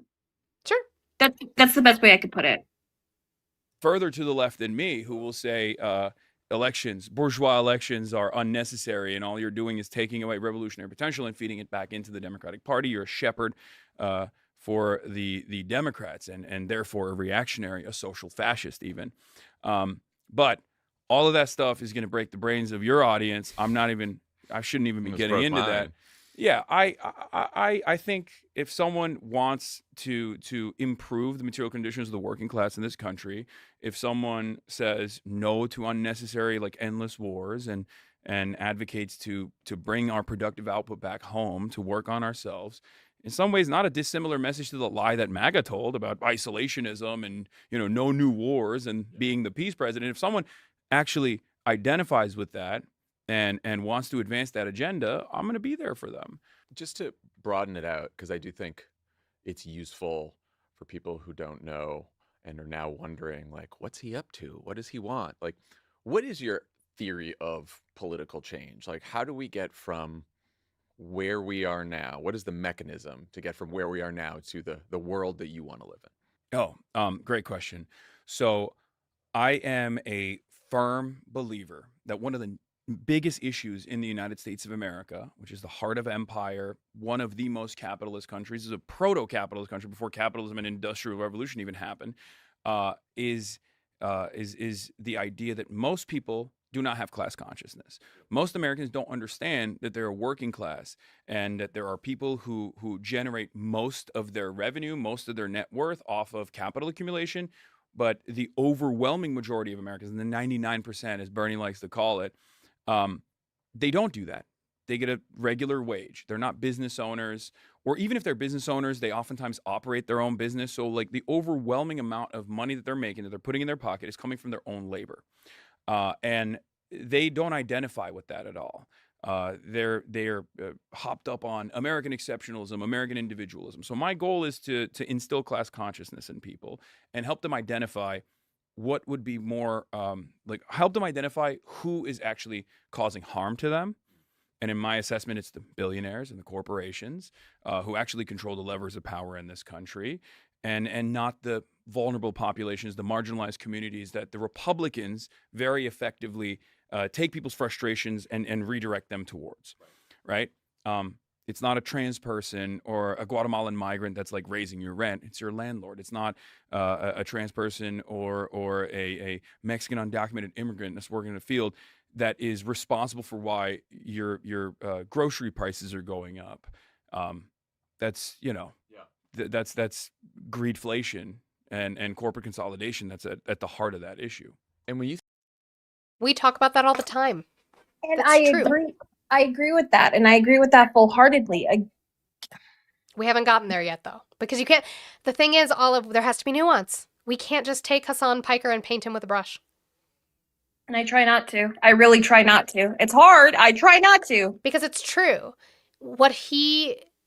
The only thing I would disagree with is that I think people do recognize it. They just don't have a name for it. The amount of times that we have talked to conservative or Republicans or MAGA who talk against the capitalist system that they claim to love, and they just don't understand that they are talking against it, I'd have so much money if I had a nickel for every time it happened. They hate the capitalist system. They hate the billionaires that are making all this money. Will they simp for those billionaires in the same hand? Yeah, because it's all they know. All they know is that they make their paycheck because of the billionaires. And so their thought is if the billionaires go away, so does their paycheck, and that's not true. No, I'm not a Hassan simp, Random. We're actually critiquing Hassan, his statements, and this is his follow-up to the piece that the Wall Street Journal did. No, absolutely not. I never watched an entire Hassan Piker podcast.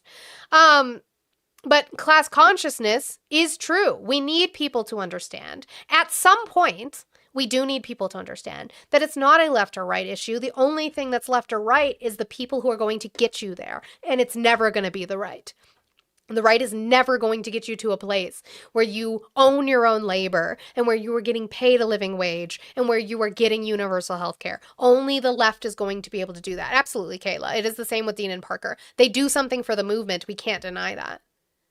And I'm not trying to take that away. I know, but this isn't an attack against you, babe. This was just on my outline. I know it's not. No, and I'm not taking if it's coming off. No, I'm you're not okay. I taking just that- wanted to make sure you know this wasn't about you. This is just part of my 100%. outline. No, and it's just, again, maybe this is stuff we'll talk off app. Yeah, we can do that. We'll just talk on the phone for like 4 hours. It's fine. We do that all the time. It's normal. Think about your own show and your own audience. Like, what do you think actually changes people's minds? Like, what has worked for you? I mean, talking to them and explaining to them exactly what I'm explaining right now, which is that, I mean, I had this conversation with Theo Vaughn where I felt like, a light switch came on in his mind when we were having this back and forth, when I said exactly this thing about, it's not a trans person that's like hurting you at all, but isn't it weird that the Republicans are constantly angling it in that direction and never really talking about big corporations and big pharma and all of these capital owners, all these very powerful people that basically run the show in an almost bipartisan manner. And when I have that conversation with a lot of regular Americans, ordinary Americans that haven't put a lot of thought into it, they go, wait a minute, that does kind of make sense. Yeah. I feel like that's, not only do I think that that's true, but I also feel like it's a very effective way to try to unlock people's class consciousness. Yeah. And sort of build coalitions of people who are different. You have over 3 million followers on Twitch, 1.75 million on YouTube. I saw that you've done something like 20. Michael, what's wrong with being a stay-at-home parent? That's what I am. What's wrong with that, Michael? Do you have issues with being a stay-at-home parent? I thought that's what you guys wanted out of me. Okay. 1,000 hours of live streaming Yeah. that is all off-the-cuff political takes and responding to viewers in real time, which I imagine must be like constantly fighting with people in your mentions real time. Yes. No, exactly. I mean, so like, I am not surprised that you've said some stupid and offensive things. Mm-hmm. I'm even less surprised that you've said stuff that sounds even worse when it's clipped out of context. Here's what I'm wondering.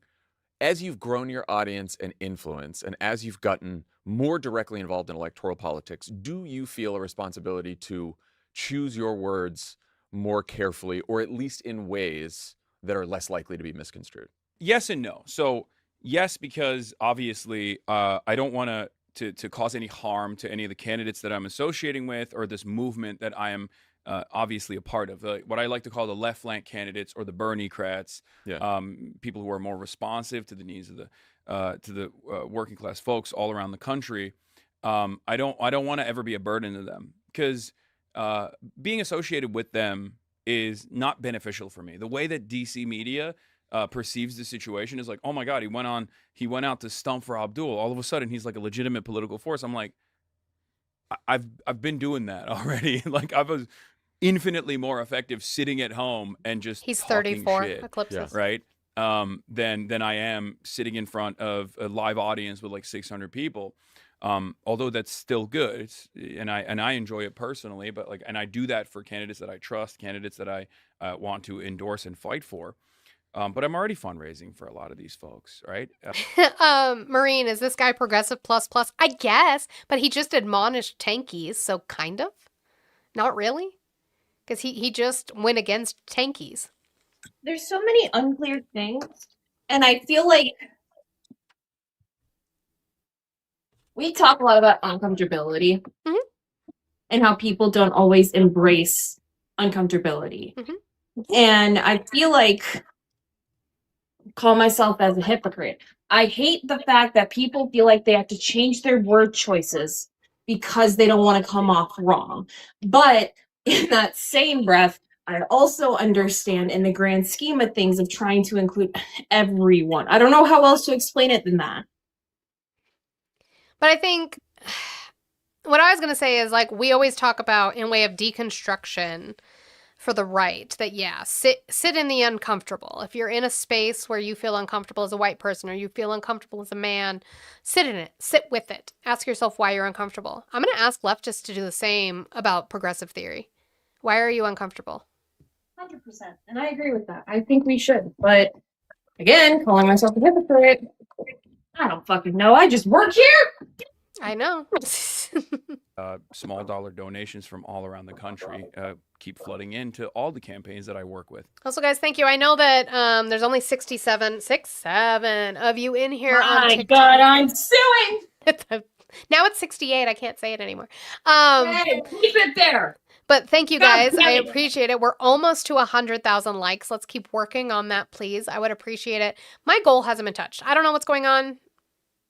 If that's the way it was, I could have just not gone live today. But so I don't know what we're doing. Thank you, X, for being the only person to have contributed to it today. Don't know what's going on, but it is what it is. I'm going to play this because I wanted to. But yeah, I am cognizant of that. On the other hand, one thing that I'm thinking about is, well, this medium lends itself so perfectly to being clipped out of context. And I think we are now in a media environment where that doesn't matter as much. I mean, Donald Trump's the president. Scott, you've been crying about Joe Biden this entire time. I'm not even talking about Trump. We're actually talking about leftists and progressives. We're not even talking about conservatives right now. And you're crying about Joe Biden, and yet you have refused to call in to talk about Joe Biden. That's funny. So alpha of you. Is Hassan, I'm not going to assume based on his name. Is he Muslim? His family is Muslim, but they're from Turkey. Okay. See, I don't know him from Adam, so. Right. So, okay. Do you know the, God, what are they called? What's that show that Cenk Uygur is on, guys? What the fuck is that called? Why can't I? The Young Turks. Oh, yeah. You know Cenk Uygur? A little bit. The name's recognizable. That's his uncle. Oh! They're not anywhere near the same in ideology. No. I didn't know that. Huh. Interesting. Right? Like, he is the president. It's not just his words that are messed up, that galvanize some of the most reactionary forces in this country and normalize some of the most heinous, most toxic, repulsive types of politics. I mean, he campaigned on saying Haitians are eating cats and dogs. Like, that's unbelievable. That's white supremacy through and through. And he won. So on the one hand, I think that we are now existing in a very different media environment than the one that, like, MS Now, New York. DFF, is he a communist if he's also a trust fund baby? Do those two things coincide? Like, stop. Trump supporters, this conversation isn't about you. I know you guys want to be the center of attention. I know you love being the center of attention. This conversation does not revolve around you. If you were smart enough, you would be taking notes like, this is what the liberals are doing. Right. But no, that's stupid. But DFF, you're right. You said love the hypocrisy, right? I agree. That's what I'm saying. It's actually funny to me that I'm not saying you are DFF, but I'm saying conservatives in general. If you are a conservative, I don't know. But that conservatives are here freaking out, talking about Biden and talking about these things when I literally wanted to do this because this isn't even about you guys. This is about the left and the left's movement. And progressives and Democrats. This isn't even fucking about you. I'm critiquing ourselves. I'm doing what you guys don't do. I am holding a mirror in front of me and my community and however you choose to ascribe yourself on the left. And we're critiquing what we're doing, what can be done better to be able to move this country forward to the benefit of all American people. You guys don't know how to do that. America was not built by Republicans. It was built by black people who didn't have a choice but to be here. Shut up. Times and it said America was built by Republicans. You are bewitched said that. Well, play the video. I'll shut up. And CNN want to exist in. I think that kind of stuff is over. Like, you're a vulgar person as an independent content creator. I think most people don't care about that. Most people care about like who you are and what your values are and what you represent. And I've been able to withstand these kinds of smear campaigns on even the independent side far before I ever drew the ire of RNC research department. So, and as a matter of fact, they're using a lot of the same clips that I've had to deal with that are circulating on the internet anyway. So it's not, it doesn't bother me that much. It doesn't do. Scott, call in. I'm giving you one last chance. I am not a Democrat. I'm a registered independent. Okay? The Democrats didn't allow the border to be open. You can call the number and tell me where. But I guess I'll do it this way. Let's just time you out. It's fine. When you find your cojones, I'm sure they're down there somewhere. Anything to my audience. My audience knows what I stand for. They're listening to me for 8 hours a day. They know exactly what my values are. I'm sure it might stop some people or maybe cause them to second guess whether or not they want to be charitable to what I have to say. And that's a problem. But at the end of the day, most people that see that stuff go, wait a minute, I have the capacity to, I have free will. I have the capacity to think critically. What's going on here? Why is the Republican Party saying this, claiming that this guy is racist or claiming that this guy is a misogynist? When I know what the Republican Party stands for, let me go check him out. And I think a lot of people do that, and then they check me out, and then they realize, oh, they were just lying. Like, that's that simple. And Ego side, do I have to do it to you too? You can call in and give me proof that tens of millions came in. I would like to see proof of that. None of you can give me proof that tens of millions of unvetted people came in. Because guess what? DHS doesn't say that. So, try again. And I have experienced this myself and have thought about it over the last couple of weeks because I'm like, if I did not know you, if I hadn't interviewed you before, if I hadn't like been familiarized myself with your content, which I came to probably later than most, and I just Ego, okay. If I am so misinformed, call the number and give me the factually based statistical information to prove me wrong. If I am uninformed, teach me. Call the number 509-795-0412. Call the number and give me the statistics that I'm missing. If I need it, and now Deborah's saying I need an education, help me. Apparently I'm not researching right because DHS doesn't say that. CBP doesn't say that. read the coverage of the last couple of weeks, I would be like, oh yeah, he's a fucking asshole. Yeah. To be fair, I am an asshole. But you're an asshole, and I think in different ways than you are being portrayed. Yeah. I'm an asshole to bullies. Like, I bully bullies. I'm an asshole to reactionaries across the board. I'm an asshole to Nazis. It doesn't matter to me. If you're right wing, if you're a Nazi, if you're a reactionary, I'm not going to be nice to you.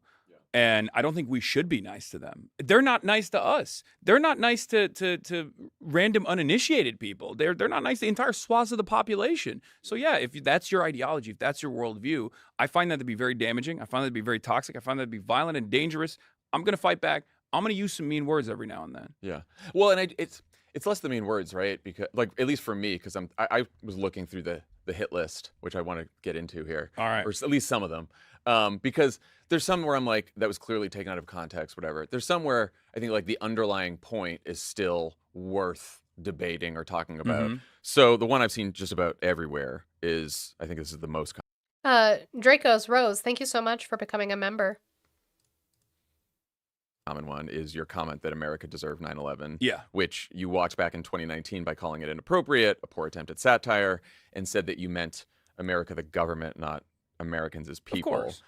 But do you still think that America as a country deserved 9/11? Because saying America or any country deserved to be attacked, to me, is different than saying you understand why they were attacked and what actions might have contributed to that attack. Like, I get the blowback argument, but that is different than deserved. Deserved is like a more of a normative kind of. Yeah, that was me responding to Daniel Crenshaw, ironically enough, on the Joe Rogan Experience, where he was making this ridiculous argument that, like, we have to go out and fight these people all the time because they hate us because they ain't us. And I was like, that's insane. That's not the reason. Like, and this was actually echoed by Robert Kagan, one of the godfathers of neoconservatism, just last week, where he came out and was like, yeah, actually, we have been messing around in the Middle East for, upwards of 60 years. And that's precisely the reason why 9/11 happened. And that's precisely the reason why these guys say death to America and Iran, for example. So, like, that was exactly. That's the point. It's the point you guys don't get. Well, they've been chanting death to America. Why? Why have they been chanting that for so long? You think it just came out of nowhere? They were just born hating us? Are you really that brainwashed and stupid? Exactly the same sentiment that I've addressed a million times over. But of course, in this moment, it was a heated response, an impassioned response. And people will consistently use that against me over and over again. Some people hear that and they think I understand exactly what's going on here. Some people hear that and go, how heinous. Oh, my stars and garters. I am clutching my pearls. I don't even want to learn what this is about. I don't want to understand what he's saying. His name is Hassan. He must be Al-Qaeda. I mean, and that's fine. You also can bring it to the present because I have a very real fear right now that because of what Donald Trump has done in Iran, he has increased the risk of terror attacks on Americans abroad and maybe even here. And God forbid one of those happens, we will know that it could be a result of, or at least Donald Trump will have contributed to that. It will 100% be a direct byproduct of everything that we've done. It's impossible not to recognize that at this point. Yeah, and it's very easy at that point for me to say, oh, now we know what led to that versus... Walk-in beauty, you can call me naive when you can spell it. Okay? Yeah, you know what? We deserved it. I wouldn't say that. Yeah. But I would say, I understand. Civilians don't. Yeah, Eddie, you're right. They have been saying that since the 70s. What happened before the 70s, Eddie? Don't deserve to die. I mean, I'm anti-civilian murder. I'm anti-civilian death. Put that down. That's one of my first principles is that I'm anti-imperialist. I'm anti-war for that reason, because I don't want civilians to die. I don't want random people to die. I don't even want people to go out and die in the process of trying to kill people. Pod Save America, brought to you by Simply Save. If you're anything like us, you're not very handy. Pay. Stupid fucking ads. Hold on. Love it. Looks like you got a super chat, though. I did. I gotta read it. Guys, remember, I don't count my super chat directly towards the goal you see on the screen because I don't get that money until the middle of the month, but I always appreciate it. And so I thank you so much. Thank you to Draco's Rose for the $20. I want to see W's. I want to see W's. You're probably not going to see them on YouTube because they're a bunch of haters. But over here on the TikTok chat, thank you so much. I want to see W's for Draco's Rose for the $20 super chat. I'm also registered as independent, but vote Democrat. Here's to your goal. Keep up the good work. Thank you so much. I appreciate you so very much. Yeah, can't say death to America. That be blasphemy. That's blasphemy. I've described this before and I'll describe it again. Your life. Stop that. I am a registered independent specifically because of the fact that in my state, if you are registered as an independent, you get both primary ballots. You get the Republican primary ballot and you get the Democratic primary ballot, and you get to choose which one you would like to vote for. You can only vote for one. If you vote on both, that's fraud. Don't do that. But I could choose to influence the Republican primary if I think the Democrats have it good on that side. That's the reason that I do that. In the high country. I want to stay in the theme of violence just for a minute because I think it connects to another comment of yours that's been circulating. This is one from January.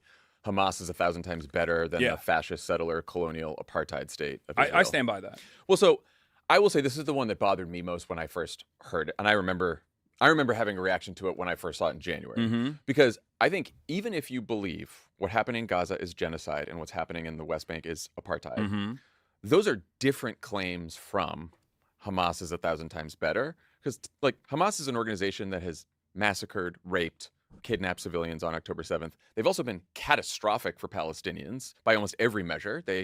Governance, corruption, they made choices they knew would result in mass civilian death of their own people. So my question is, when you say Hamas is 1,000 times better, do you actually mean that? Or is that a rhetorical move or a solidarity signal? What? I mean, it's all of the above. I do mean it. I think it's a rhetorical move because it frustrates a lot of people. I've also said I'm a harm reduction voter. I'm a lesser evil voter, Because and of therefore I Western would vote for influence and Hamas over Israel colonialism. every single time. I Because forgot that was on. I'm looking at the situation as a That was kind paramilitary of perfect, though. organization that has like a political It party was. as well, a Politburo as well, that is entirely comprised not as an alien force, but of the orphan. But like, uh-oh. No, you can go ahead. Well, no, I mean, like, even with how people might have taken that comment the wrong way, like we said at the beginning, if you actually understood um how Hamas is and where they came from and where they are today, and you did history on it, you would understand a lot of the radicalization came from the fact of Western influence and Western colonization. Yeah.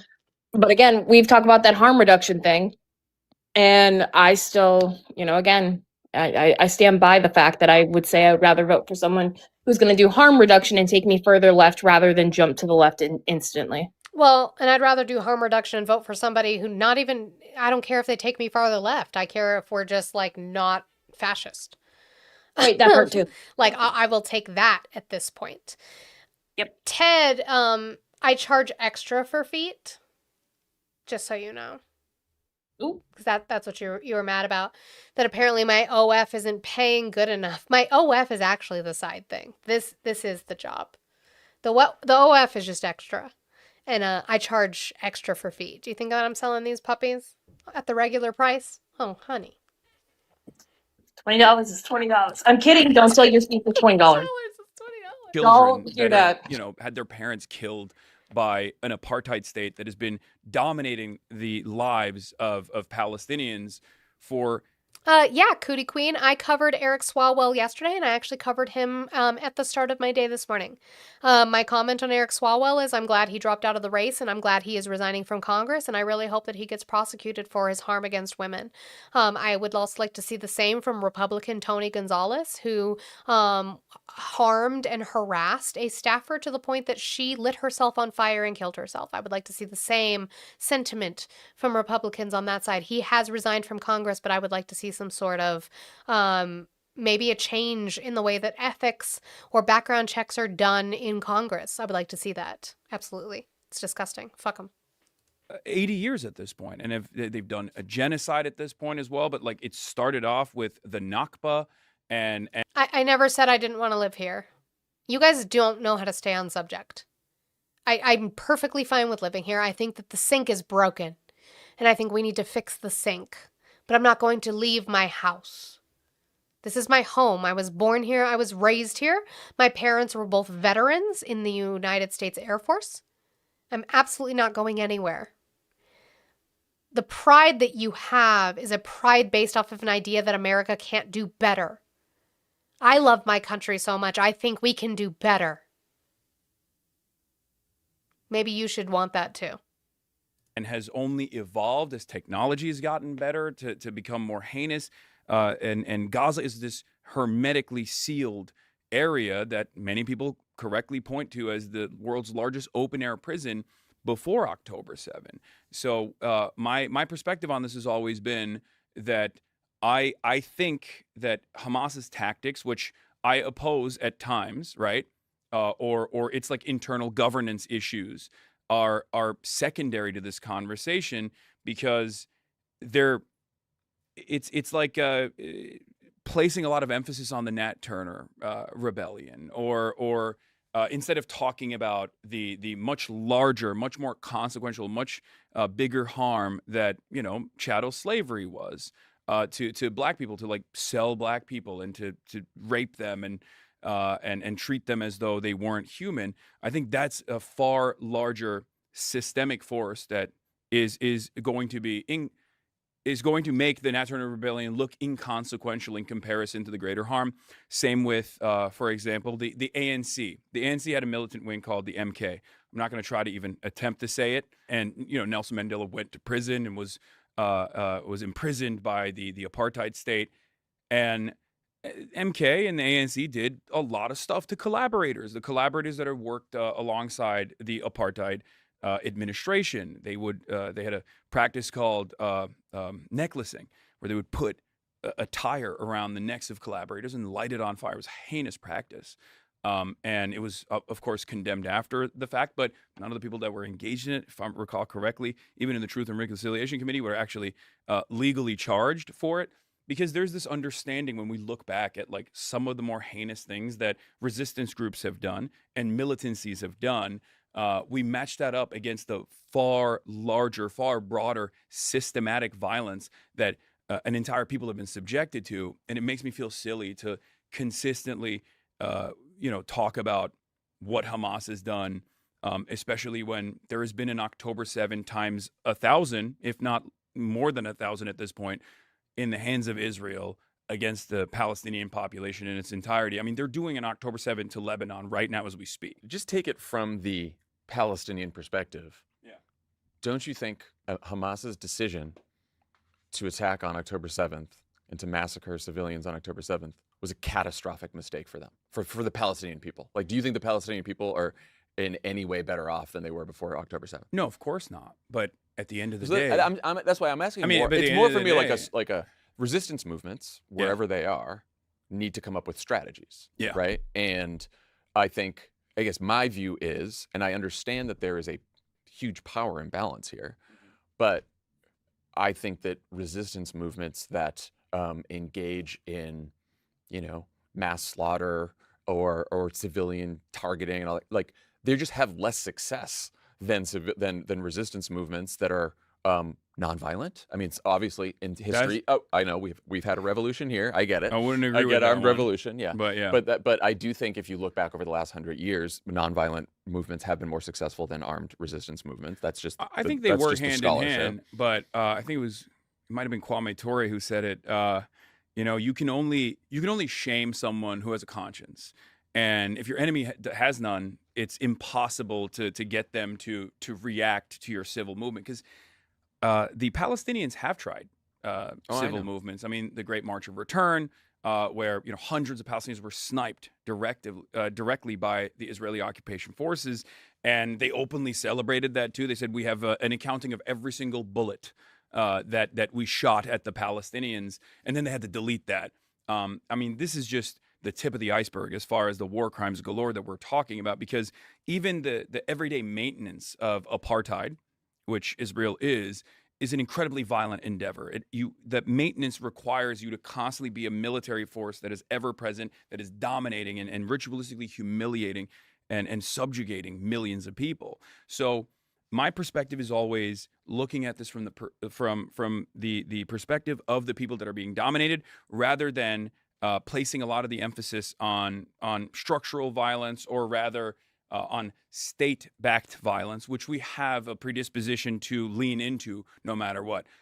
Someone fights back against a cop, the automatic suspicion is, well, the police are actually maintaining law and order, so it must be a criminal, right? That might not always be the case. So I like to look at this stuff with a more open-minded framework, where I can try to figure out exactly what led to a day like October 7 that was unbelievably violent, right?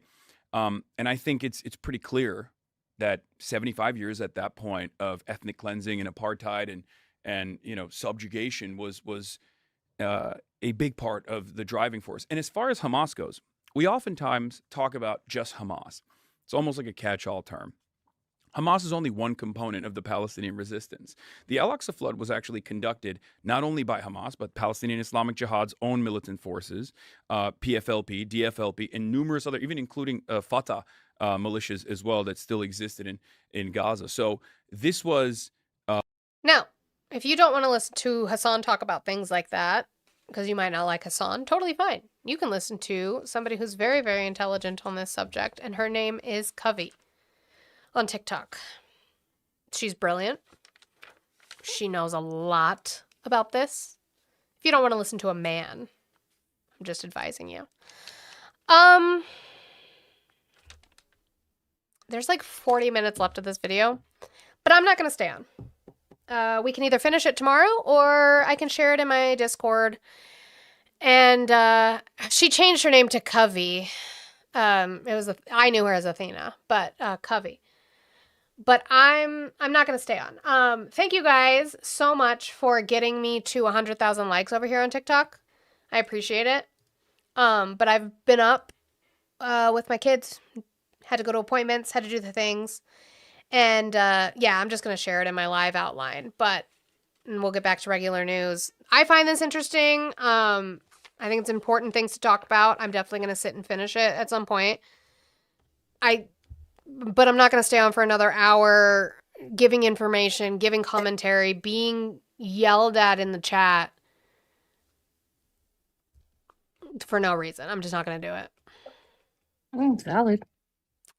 So, my plan is that I will be back tomorrow at my normal time, 10 a.m. Mountain Time, whatever time that is for you. I want to say thank you to Draco's Rose for becoming a member and for the $20 super chat. I appreciate it. And thank you to X for the $6.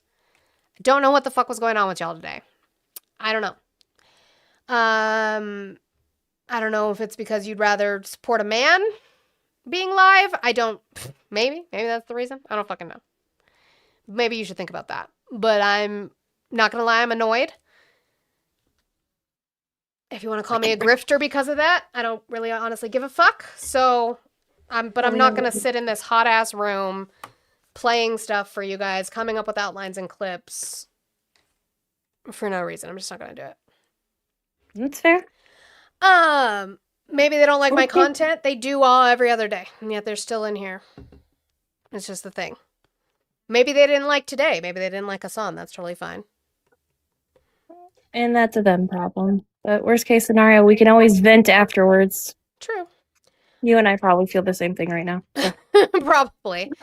So yeah, on that note, I never answered you about what walk in. I told you had to learn how to spell first before I talked to you. Yeah, I am crying about not getting my donations, Ted, if you want to call it that. This is my fucking job. And I see people on the fucking daily ask for over $400 fucking dollars every day and get their goals. People who I'm just as smart as, if not, I'm smarter than. So yeah, it's annoying. It's fucking annoying. I'm not going to pour my effort into shit if I'm not getting support back from the community. And I get that times are hard, but it also took until about 12 minutes after for y'all to hit 100,000. And I've seen you hit 100,000 in 45 minutes in some people's lives. So yeah, it's frustrating. I'm not going to lie about that. I don't lie about my feelings. That's just the way it is. Okay. Yeah, it's an entitlement thing, Michael. Totally what it is. Are you said BMO? I don't want you sending me stuff. Thank you, Ari, for the $5 on the Blue app for labor. You're not the person I mean, and you know that. He's talking about me, guys. I'm the problem. Yeah, it's totally Olive. That's definitely who I was talking about. Why you lie like that? Why you do that? That's why we're going to have a conversation at therapy afterwards. Duh. You know, we always do. So W's to Ari. So thank you guys so much. I do appreciate you though, but I do have a lot more, not necessarily Hassan. I am going to finish that, but we didn't get to the stuff on Dr. Oz and how the fraud that they claimed, Dr. Oz had to admit that the fraud was way less. We could also talk about the fact that Donald Trump thinks that drinking soda will kill cancer cells in his body because it kills the grass, which is something that Dr. Oz said to Donald Trump Jr. That was an interesting conversation. You know, Jesus doctor isn't my favorite doctor. As I do sleep with Jesus, I know. Never mind, I can't say that part. But before we go, I do have. This was a voicemail left. It's RFK. Oh no! But it's not. It's not RFK. So just when we were talking about the pilot who got rescued and how Pete Hegseth talked about Jesus, the pilot called me, guys. Oh, Lord. Hi, Moni. I was calling because you were talking about that pilot, and I am said pilot. I am U.S. Air Force Captain Christ, first name Jesus, and I wanted to speak about that mission. See, I am quite frequently used for those missions because I have infinite respawns. Though I may fall on day 1, I have a 3-day cooling period, so on day 3, I do respawn. So I am most advantageous for these missions. And let's pray that I'm not used for them again. Thank you, my child. Let's pray I'm not used for them again. I'm sorry, RFK. I totally meant to look at it the day that you sent it, and it's just been sitting in there. And I was like, I need to go through my voicemails because I just have a lot of like, they'll like forget and just pocket, and it's just like empty. And I totally forgot that was in there. But it made me laugh today, and it made me smile today, and for that, I appreciate you. RF kidding me. RF kidding me. Even though he even says it sometimes. He's like, I can't support you monetarily, but at least I can make you giggle. And I'm like, you know what? I will take that. Absolutely, I will take that. I'll take I the still smile. like, so I'm the nurse who just got a call from a guy who jumped out of his car window. Walk-in, you never asked me a question, but if you want to come back tomorrow and ask me a question, then totally, sure. You never Fucking asked me a good jerk. question. And now Good you're jerk is yelling that crazy. your parents are dead. What? I get it. I have the dead parent card too. But I don't know. Therapy, babes. Therapy. Or you could both listen to Alex Warren. Yeah, that'll work too. I'm a more Noah Khan depression fan. Noah Khan's pretty good. I love Noah Khan. Okay, guys, I love y'all very, very, very, very much. We will continue this tomorrow. It's hot in here. I'm over it. So I will see you guys 10 a.m. Mountain Time, whatever time that is for you. So you guys make sure you guys are following Olive, because Olive always goes live before me, and then we just transition right into me going live. So make sure we're doing that and that we're following Olive. And then I'm after sometimes. And then after sometimes, depending on how you guys support. It just depends on the damn day. Yeah. So yeah, I will see you guys tomorrow. I love y'all. Bye. Bye. Call